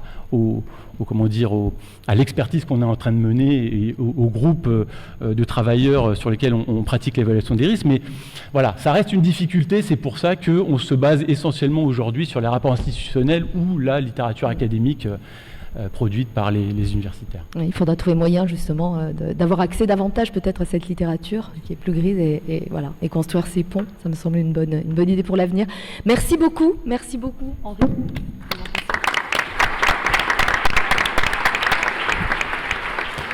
Si vous en êtes d'accord, nous allons tout de suite passer à Dominique Haine, qui est directeur donc de l'ARACT Grand Est, je le rappelle. Dominique, on va tout de suite, vu le temps, vous poser la question de savoir finalement quelle est, on le sait, une place importante, je pense, de l'ergonomie dans les actions de l'ANACT, et de savoir si cette place aujourd'hui vous paraît suffisante. Est-ce qu'on a une part encore peut-être plus importante à prendre dans les années à venir, et comment finalement l'ergonomie permet de rendre un peu opérationnelles les orientations qu'on qualifierait de plus politique, et comment en retour elle va nourrir ces décisions politiques au sein de l'ANACT. Donc on avait un peu préparé cette table ronde, je vous laisse la parole pour développer le propos. Merci. Ouais, merci beaucoup, comme les autres intervenants de votre accueil pour cette table ronde. Alors la place de l'ergonomie et des ergonomes au sein de l'ANACT en fait est importante. Déjà du simple fait qu'on a parmi nous dans notre établissement un effectif important en fait d'ergonomes. Il y en a parmi vous en fait dans la salle, donc ça c'est un élément. Et puis on compte dans nos rangs des ergonomes en fait de grand renom. Ça me permet en fait d'ouvrir en fait sur une petite pensée en fait pour François Guérin qui nous a quittés en fait cette année en fait au mois de mars, et qui a beaucoup œuvré sur les contenus, notre manière de travailler, a été notamment alors il n'aurait pas aimé qu'on dise que l'ouvrage a été rédigé sous sa direction, on voulait plutôt on va dire un ouvrage collectif. Qui porte le nom assez explicite de comprendre le travail en fait pour le transformer, peut-être en écho à ce que Valérie Boussard disait tout à l'heure, qui fait une spécificité en fait de l'ergonomie et qui l'a porté à un haut niveau. Et notamment en fait dont le sous-titre est la pratique de l'ergonomie. Alors certains diraient que la pratique de l'ergonomie c'est un pléonasme, mais voilà, en tout cas il a été sous-titré en fait la pratique de l'ergonomie. François Guérin a été directeur technique et scientifique en 86, il a été directeur adjoint de l'ANACT en fait en 93, il est à l'initiative de la création du conseil scientifique de l'ANACT qui regroupe notamment en fait, alors pas que des ergonomes mais des scientifiques en fait de toute obédience pour alimenter les réflexions et orienter le conseil d'administration sur les choix en matière d'activité, sur la question des conditions de travail. Donc voilà, ça c'est déjà un premier élément fort, des ergonomes en fait dans nos rangs et dont certains ont vraiment porté haut la discipline et l'ont intégré pleinement dans nos approches. Et l'ergonomie, vraiment, alors au moment de la préparation, je vous avais dit en fait Sophie que l'ANACT était ergonome friendly, donc voilà, en tout cas.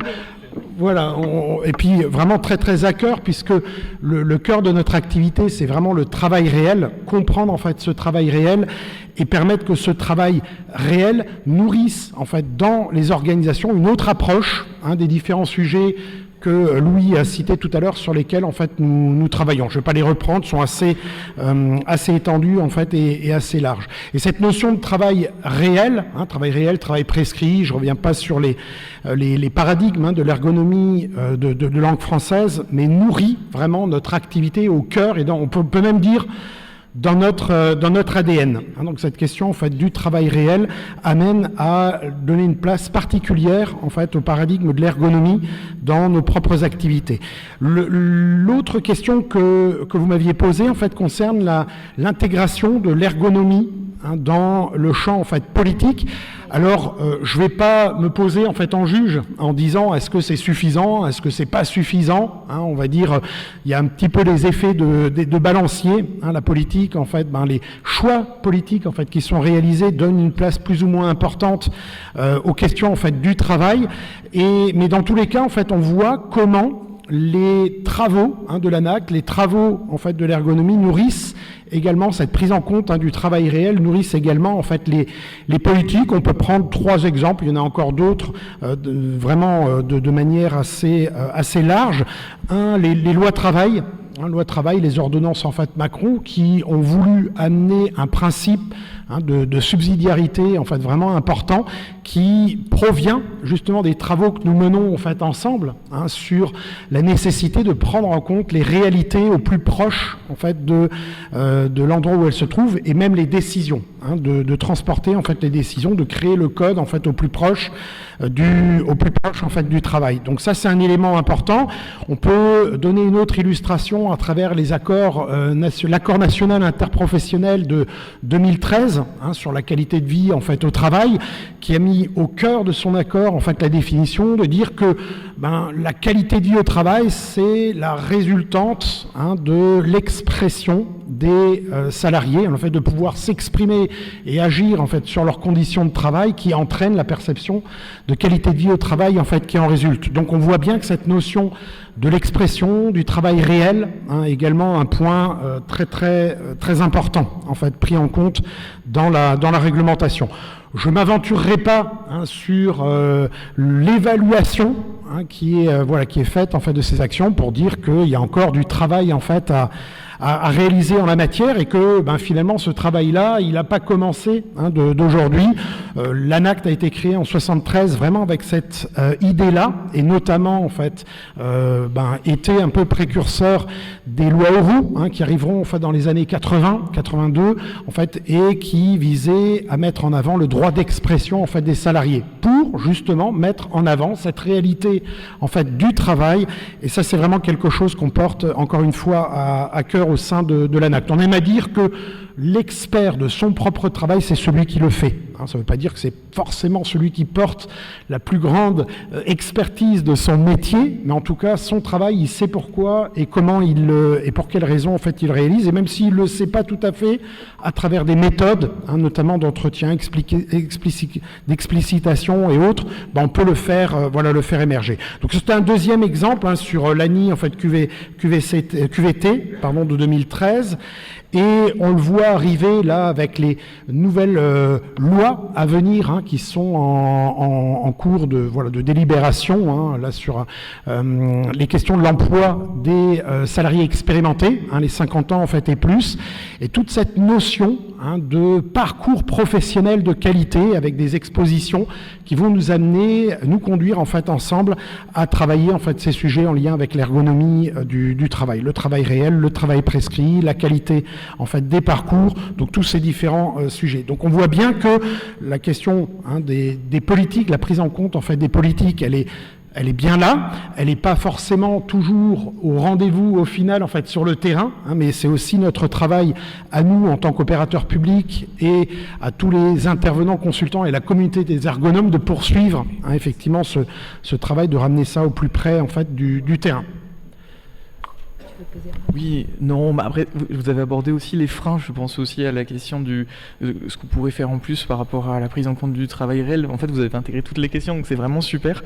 Et on sent qu'il y a des enjeux, en effet, de prise de décision, de comprendre où ça peut se jouer par rapport aux analyses qu'on peut produire du point de vue de l'ergonomie. Il y a des constructions à ce niveau-là encore et des choses qui sont dans cette dynamique. Donc, c'est tout à fait intéressant. Merci beaucoup pour tous ces aspects-là. Et ça montre qu'il y a des champs vastes à explorer dans le cadre de votre agence et qu'il y a des liens très forts historiquement et qui continueront autour de l'ergonomie. Donc merci encore pour cette synthèse très précise et efficace.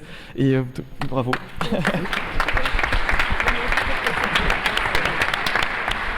Merci beaucoup. Je poursuis avec Hervé. qui a donc de multiples casquettes dans sa vie professionnelle, donc avec une question un peu dans la même veine sur le rôle que tu peux attribuer aux ergonomes dans l'évolution des politiques publiques en santé et travail. Est-ce que, c'est une question pas simple peut-être, mais qu'est-ce que c'est que finalement notre contribution aux différents postes que tu as occupés et comment tu vois notre implication et notre réussite en ce sens-là, parce que c'est majeur quand même de faire évoluer les politiques publiques en santé et travail. Alors, bonjour à toutes et à tous. Merci évidemment de m'avoir invité.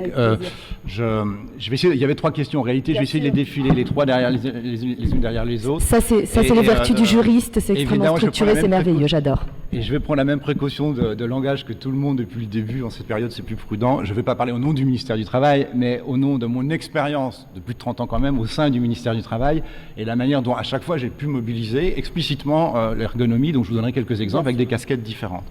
Mais avant, je voulais quand même commencer pour vous rappeler une chose, c'est quand même que dans le Code du travail, l'ergonomie n'existe pour ainsi dire pas. Ça peut paraître choquant de le dire comme ça, mais il y a même quand même des milliers d'articles, et je n'ai pas pu m'empêcher de faire un petit exercice de recherche d'occurrence dans le Code du travail juste avant de venir.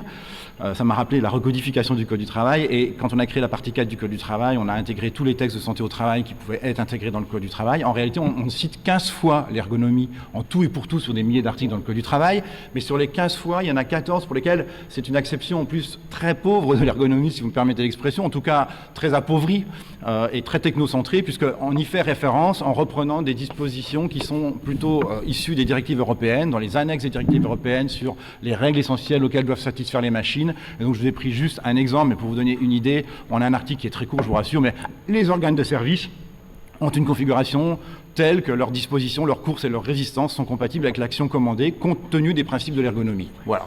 Et à plusieurs reprises, on dit on fera attention à ça en tenant compte de l'ergonomie. C'est comme ça que l'ergonomie est approchée dans le Code du travail, à une exception près. Je remercie Thomas Pasquier pour le pont qu'il m'a offert tout à l'heure en parlant effectivement du principe d'adaptation à l'homme. Alors là, on ne cite pas l'ergonomie, mais dans les principes généraux de prévention, il y a, et j'y reviendrai, je conclurai mon intervention par ça, une véritable bombe à retardement. En tout cas, un boulevard pour les ergonomes, puisqu'on dit explicitement, ça a été lu tout à l'heure, qu'on doit adapter le travail à l'homme. Et effectivement, dans l'article récent qui est paru, il me semble que c'est complètement orthogonal avec le principe ancestral d'aptitude médicale du salarié au travail, puisque d'un côté, effectivement, on a cette propension à vouloir toujours adapter les personnes à des configurations de travail en raison de leurs caractéristiques individuelles, alors qu'aujourd'hui, le principe d'adaptation nous dit que une entreprise, une organisation devrait être en mesure d'accueillir toute personne indépendamment de ses caractéristiques individuelles. Donc là, dans le Code du travail, il y a une véritable contradiction à laquelle, et je conclurai par ça tout à l'heure, les juges sont en train de s'intéresser. C'est pour ça que c'est très intéressant. Vous avez une porte, évidemment, devant vous, même un boulevard. Mais avant de revenir là-dessus, je voudrais revenir sur un peu mon expérience, effectivement, de l'ergonomie. Et si je fais référence à la fabrique des politiques publiques et à la Direction générale du travail. Là, on fabrique les politiques publiques et les conceptions, on conçoit les textes sur le champ de la politique du travail et on les met en œuvre, on déploie ces politiques publiques. Il faut quand même avoir à l'esprit la manière dont, sans être caricatural, et puis je sais qu'il y a un éminent représentant de la DGT qui a été beaucoup plus longtemps que moi là-bas, donc il pourrait éventuellement me reprendre s'il estime que je caricature trop, mais en règle, comment est conçu effectivement, comment sont conçus les bureaux techniques d'une administration centrale et de la Direction générale du travail? Bien, vous avez à la tête des sous-directions, ce qu'on appelait avant des énarques, des administrateurs civils qui sont aujourd'hui des administrateurs d'État, en tout cas des personnes qui ont une culture qui sont très très bien cortiquées, mais qui ont une culture très généraliste. On les appelle parfois des technocrates, pour rappeler que ce sont des personnes qui auraient tendance à privilégier les facteurs techniques sur les facteurs humains. C'est pas totalement pour rien, mais en tout cas, ce sont des gens qui n'ont aucune connaissance, évidemment, du travail réel et de l'ergonomie, en tout cas à travers leur cursus, évidemment, de formation et leur préparation. Et puis, sous l'autorité de ces personnes, il y a des personnes qui conçoivent des textes, et en règle générale, sous forme de binôme. Très très souvent, c'est comme ça que ça se constitue, avec un ingénieur. Donc je ne reviens pas sur la culture de l'ingénieur et la pratique de l'ingénieur et l'histoire de l'ingénieur, et puis un juriste. Et là, je reviens et je vais rebondir là aussi totalement, on ne s'est pas concerté du tout avec Thomas, mais je vais totalement rebondir sur ce qu'il a dit tout à l'heure, c'est-à-dire qu'un juriste, je voudrais quand même le rappeler, c'est quelqu'un qui est, ça a été très bien dit tout à l'heure, est éduqué sur la base d'une association entre un présupposé factuel et un impératif juridique. Un juriste, c'est quelqu'un qui fait de la qualification juridique. Il identifie une situation de fait à une notion légale nommée. Le fait de équivaut à. Donc c'est quelqu'un qui constate. Et d'ailleurs, je forme les inspecteurs du travail, je leur apprends à constater. Et donc on va constater des faits objectifs. objectivables, quantifiables. C'est d'ailleurs la raison pour laquelle, y compris les politiques, quand ils commandent des textes, veulent avoir des textes dans lesquels il y a des limites, il y a des seuils. Je fais allusion évidemment sur le champ de la pénibilité, quand il y a eu l'apparition des textes, où sont apparus les seuils, où immédiatement on voyait bien les difficultés que ça posait, en tout cas pour les ergonomes, mais d'un point de vue juridique et juridico-technique, mais surtout politique, il fallait des seuils pour dire en dessous de quoi on est en conformité, au-dessus de quoi on ouvrait des droits. Donc ça c'est important parce que vous l'avez bien compris et vous me voyez venir, le juriste il est donc au royaume du prescrit. Et vous êtes dans le royaume du réel. Et je ne vais pas vous faire de leçons sur l'écart entre le prescrit et le réel. Ce qui veut dire que chaque fois que j'ai pu voir des ergonomes associés à des travaux de conception de texte ou de politique publique, eh bien l'ergonome est vécu comme celui qui objecte, comme celui qui vient évidemment poser la question à celui qui prescrit en lui attirant son attention sur les limites de sa prescription. Je reprends mon exemple des seuils. Ou quand vous fixez un seuil de... Bon. Et je vous donne un exemple très concret de la manière dont j'ai été confronté à ça, d'ailleurs avec Henri quand il y a eu la Covid. Donc effectivement, le juriste, il n'est pas insensible aux objections d'ailleurs de l'ergonome. En règle générale, il est même très sensible. Il sent qu'on lui fait faire un pas de côté, qu'on le décale, qu'on lui dit quelque chose auquel il n'avait pas pensé. Et donc du coup, dans un premier temps, il va retourner à l'ergonome la question de « alors comment tu écrirais ? Comment tu le dirais ? Si la manière dont je le dis est trop caricaturale, si... » Et là, souvent, l'ergonome est un peu en difficulté parce que, bien évidemment, il se refuse à rentrer dans la simplicité puisqu'il évoque la complexité du travail réel. Et donc, ça s'accommode mal avec les règles de légistique. Quand on écrit un texte, eh bien, on obéit à des règles de légistique. Encore une fois, on fait de la qualification juridique. Et là, on a une zone de frottement qui est importante. Alors, ça ne veut pas dire qu'il n'y a pas une place, au contraire, pour l'ergonome dans la conception de ces textes, mais il faut la repenser à l'aune, effectivement, de ce contexte-là qui est, vous n'empêcherez pas l'administration centrale, le pouvoir politique et les juristes de prescrire. Ils vont prescrire des textes. Et encore une fois, les inspecteurs du travail, d'ailleurs, vont veiller à l'application de ces textes. Et c'est la deuxième expérience que je voulais évoquer. Quand je forme les inspecteurs du travail, et j'ai fait une expérience il y a quelque temps déjà, mais qui consistait à demander aux inspecteurs élèves du travail d'aller pendant une semaine sur un poste de travail dans une entreprise, d'observer le poste de travail, de restituer le fruit de leurs travaux. Et c'était intéressant parce que je faisais venir systématiquement un ergonome. Donc là, j'ai vraiment convoqué des ergonomes qui sont venus, et les inspecteurs du travail restituaient pendant plusieurs jours leurs travaux. Et ils restituaient, comme vous pouvez l'imaginer, avec des photos, avec des images, avec des rapports, et en disant, il y a une infraction à l'article temps, il y a une non-conformité à l'article temps, je vais donc faire une mise en demeure, je vais donc mettre un procès verbal, etc. Et l'ergonome, à chaque fois, disait, moi, je ne vois pas la même chose que vous. Votre récit est très intéressant, mais je ne vois pas la même chose que vous. Et évidemment, il rapportait son interprétation d'ergonome sur la manière, pourquoi l'opérateur se comportait de telle manière, pourquoi finalement l'infraction n'allait peut-être, la mise en demeure n'allait peut-être pas résoudre le problème parce qu'il détectait autre chose. Malheureusement, j'ai échoué dans cet exercice-là, je l'ai fait pendant plusieurs années, il plaisait beaucoup, mais il déstabilisait énormément les inspecteurs du travail, parce que justement, ce sont des gens qui sont en construction identitaire, ils ont passé un concours, ils arrivent, ils ont 18 mois de formation, ils veulent en découdre, leur représentation du métier, c'est que je vais faire appliquer la norme, et puis il y a quelqu'un qui vient leur dire, c'est plus compliqué que ça. Et ça, c'est un exercice qui s'est avéré assez difficile et aujourd'hui, on ne le fait plus. Et je pense que j'ai probablement été maladroit, parce que ça ne veut pas dire qu'il faut renoncer à cet exercice, mais il faudrait le retravailler beaucoup, de manière à ce que ça soit vraiment intéressant. Il ne s'agit pas de faire de l'inspecteur du travail un ergonome, mais justement, on parlait de pluridisciplinarité et d'interdisciplinarité. Je pense que j'ai fait de la pluridisciplinarité en chambre, insuffisamment préparé, parce que ça a trop bousculé les équipes. Je voulais terminer sur ce point-là. Deuxièmement, comment les ergonomes pourraient-ils mieux collaborer avec les instances pour influencer les politiques publiques ? Deux exemples. Moi, je pense que là, il y a une difficulté qui est liée à la temporalité, qui est le meilleur moment pour un ergonome, vous ne me tromperez pas, je ne suis pas ergonome, mais pour s'exprimer, c'est quand même la conception d'une usine, la conception d'une machine, la conception d'une organisation de travail, etc. C'est la prévention primaire, c'est le meilleur moment pour effectivement donner toute la puissance et la portée pratique de l'ergonomie, sauf qu'en réalité, quand on construit des politiques publiques et quand on fait des textes, on intervient souvent dans des situations d'urgence, dans des situations qui ne sont pas système pur, qui sont effectivement, on vient réguler des difficultés, si je parlais des seuils de pénibilité tout à l'heure, ou la manière dont ils sont élaborés, c'est pas le fruit d'une réflexion, c'est une réponse politique à une commande politique où il faut effectivement déterminer des critères. Alors d'ailleurs le politique en ce moment dit, vous avez peut-être entendu, il dit les critères ergonomiques. Il parle de critères ergonomiques sans savoir exactement ce qu'il met derrière. C'est un mot valise, les critères ergonomiques. Et puis derrière, encore une fois, il attend qu'on élabore des textes, ce qui veut dire que l'ergonome, il intervient ici en mode dégradé lorsqu'on l'appelle, lorsqu'on lui demande d'intervenir effectivement dans des groupes de travail. Et moi, je l'ai fait à un moment où il fallait travailler sur la mise en œuvre des principes de pénibilité, qu'il fallait faire des guides pratiques à destination des branches et des entreprises.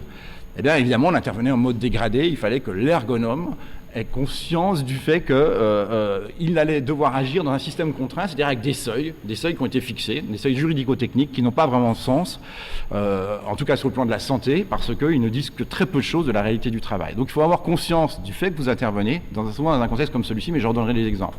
Et je vais donner un exemple concret, puisque la dernière fois qu'on a été amené à travailler de manière très officielle avec des ergonomes, c'est lorsqu'il y a eu la Covid et que l'Institut national du travail a hérité en 48 heures du pilotage de la task force du ministère du Travail, puisqu'il a fallu, en l'espace de 48 heures, la ministre a déclaré, on a déclaré le confinement, et puis tout de suite on nous a dit, il y a des métiers essentiels, hein, je vous raconte, on l'a tous vécu, à quelles conditions vont-ils pouvoir travailler ?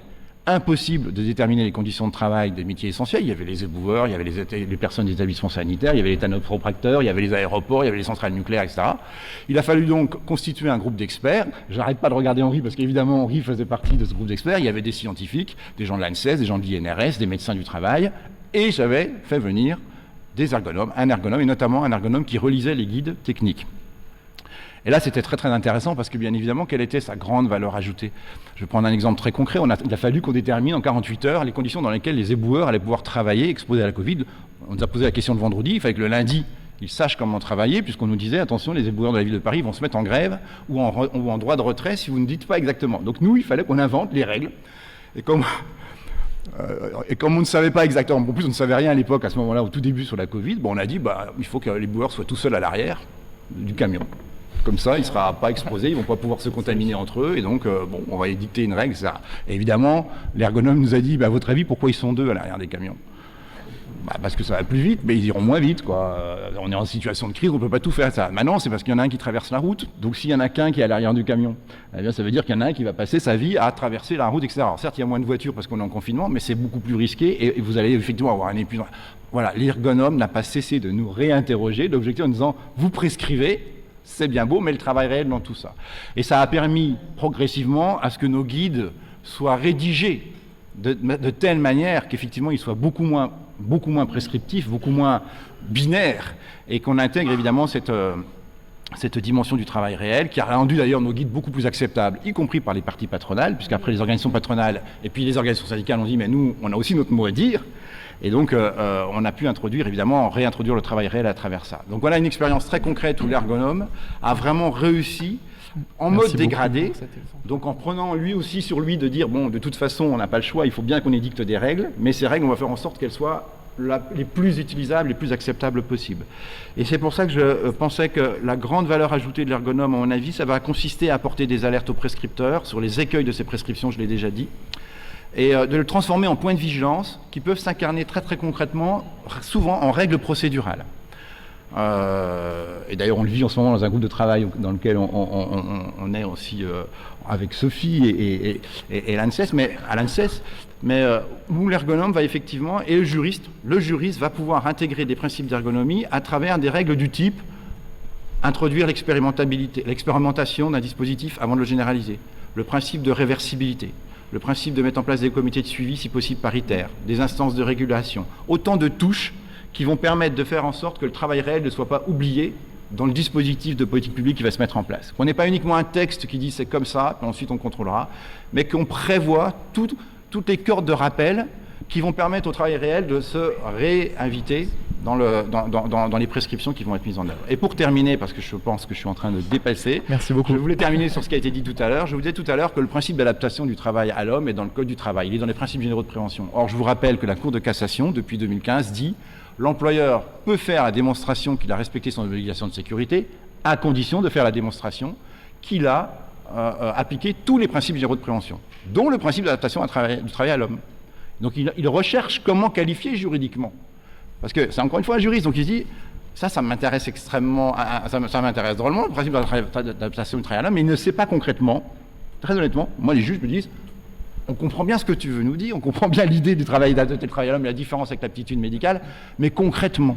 C'est pour ça que d'ailleurs dans l'article que citait Thomas, je me suis fondu à un moment donné d'un exemple tout bête, mais pour dire très concrètement, dans une opération de manutention manuelle, voilà ce que ça veut dire, etc. Et je vous dis que là, vous avez un boulevard, parce que les juges ont besoin de gens qui leur explicitent, leur documentent, les aident à qualifier juridiquement, donc leur donnent des exemples concrets dans des situations de travail données, ça voudrait dire quoi, adapter le travail à l'homme dans cette situation-là, de manière à ce que le juge puisse dire, Là, je suis confronté à une situation où on n'a pas fait cet effort d'adaptation du travail à l'homme, où en réalité, le logiciel de l'employeur n'est pas le bon. Donc ça fait aussi partie des politiques publiques, en aval certes, au moment du jugement certes, mais ça induit des comportements dans l'entreprise après qui seront plus vertueux. Merci beaucoup Hervé Lanouzière pour ce témoignage.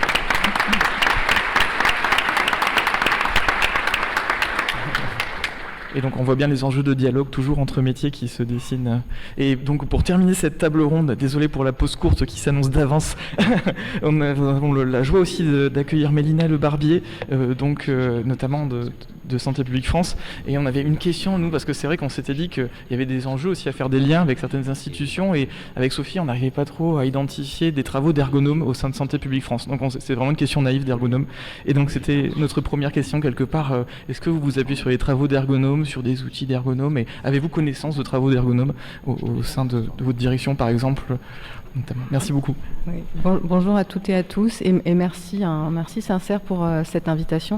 Donc c'est vrai que vous m'avez invité pour la place que j'ai aujourd'hui au sein de Santé publique France, qui est une agence de santé publique, c'est l'Agence nationale de santé publique. Et l'objectif de l'agence, c'est de produire des indicateurs, des données pour la surveillance des pathologies, la surveillance des expositions, la surveillance de l'impact des environnements sur la santé des populations, alors que ce soit environnement général ou professionnel.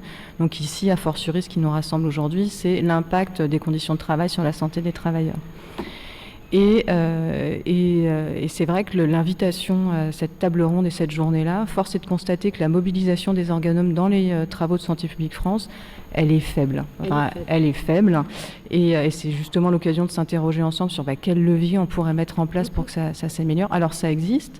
On a une mobilisation des compétences des ergonomes au sein de certains groupes de travail, de comités d'experts en santé, environnement, travail, mais c'est encore trop faible. Et le lien qu'on a surtout sur la connaissance des travaux des ergonomes, sur la mobilisation de cette expertise-là, elle se fait via le lien qu'on a avec les équipes de recherche, des équipes de recherche qui sont pluridisciplinaires. C'est-à-dire que nous, dans nos travaux, on est une agence de santé publique, on va produire pour les gestionnaires, pour améliorer la prise en charge des travailleurs, améliorer les actions de prévention, améliorer le cadre réglementaire. Donc on produit et on a besoin aussi d'un certain nombre d'outils.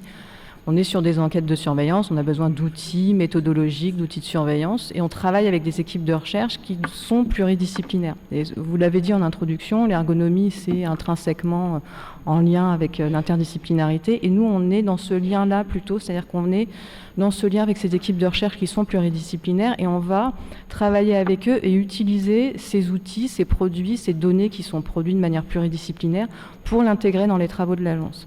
On travaille, si je prends un exemple très concret, et c'est historique et c'est celui sur lequel on est le plus solide, c'est sur la question des troubles musculo-squelettiques, où on travaille avec des équipes de recherche qui sont connues, reconnues, au sein desquelles il y a des ergonomes. Et c'est ce travail-là c'est ce qui est produit dans ce cadre-là qui va être intégré dans les travaux de l'agence, qui vont être intégrés dans les études et les cohortes qu'on a, puisque le principe aussi c'est de pouvoir suivre des travailleurs, certaines populations de travailleurs. C'est ce matériel-là qu'on va pouvoir utiliser.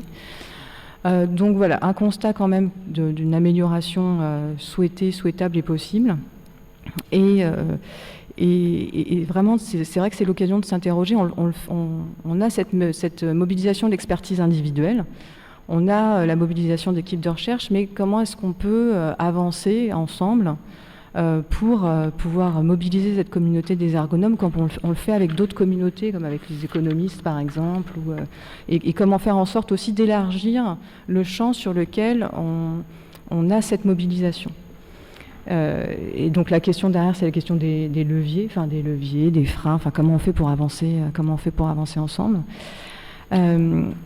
Globalement, si on est sur ce questionnement dans le cadre des travaux de l'agence, c'est une évidence qu'il y a un intérêt certain à la mobilisation des connaissances et l'expertise des ergonomes. On est à Santé publique France dans une agence de santé publique qui produit pour les gestionnaires, qui produit aussi pour les préventeurs, pour les partenaires sociaux. On met à disposition nos données. L'expertise des ergonomes, elle nous est nécessaire.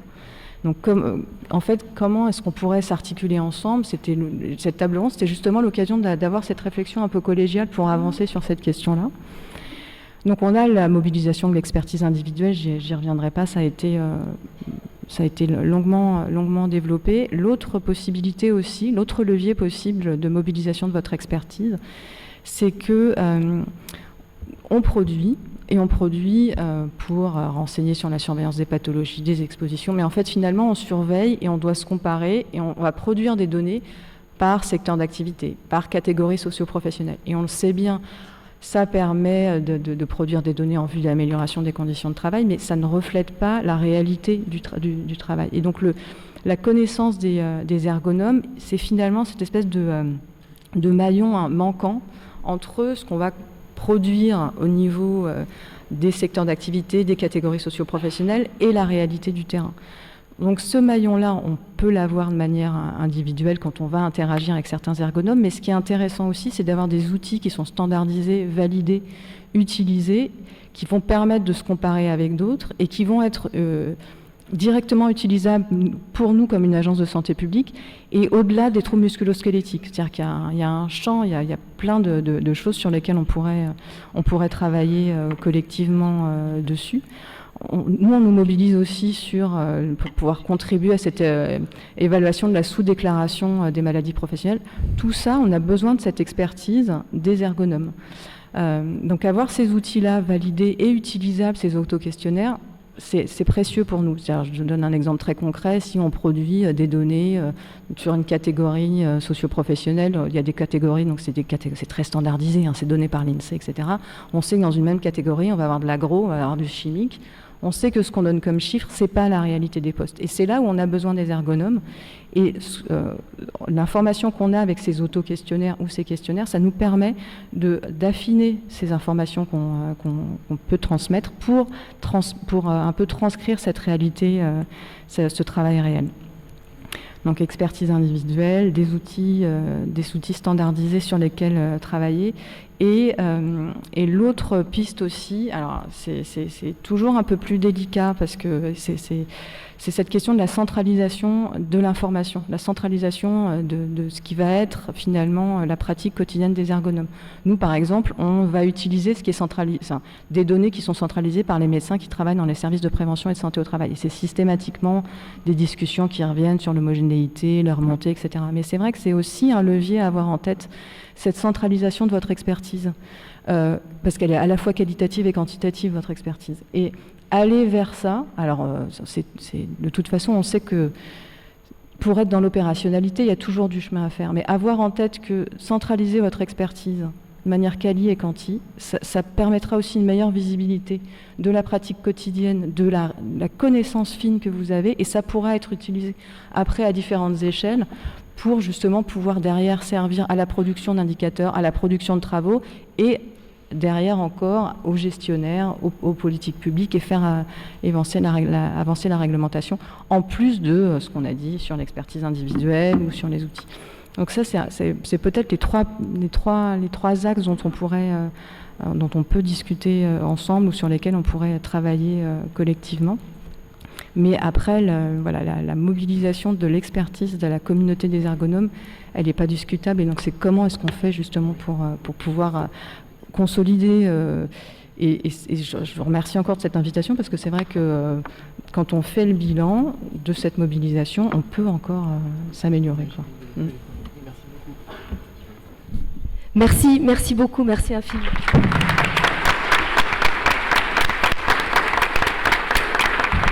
Alors, comme vous le voyez, si on a bien une qualité, Louis et moi, c'est respecter les délais. Je pense que c'est une catastrophe absolue. Donc, on ne va pas pouvoir véritablement prendre de questions, vous l'imaginez. Et je pense que s'il y en a, ce sera peut-être durant la pause que ça peut se jouer, si on a une petite pause. Alors, on avait prévu de faire une conclusion un peu étoffée. Ça me paraît complètement surréaliste, donc nous n'allons pas le faire. Mais en même temps, faire communauté, c'est aussi vivre ensemble et faire l'expérience de la frustration. Donc voilà, on l'est un peu. De ne pas pouvoir plus vous entendre et plus dialoguer avec chacun de vous. Ce que nous allons retenir quand même, je reprends l'expression d'Hervé, c'est que nous avons un boulevard qui s'offre à nous et certainement tout l'avenir du monde pour continuer à faire communauté entre nous, quelles que soient nos visions en tant qu'ergonomes, communauté avec d'autres, ça me paraît essentiel, et que quelque part il y a aussi une attente des institutions pour éclairer la vie et le travail réel, la vie de l'entreprise et le travail réel qui nous est cher. Et nous sommes là à votre disposition pour poursuivre et continuer à le faire avec grand plaisir. Merci à tous d'être venus ce matin. Merci beaucoup.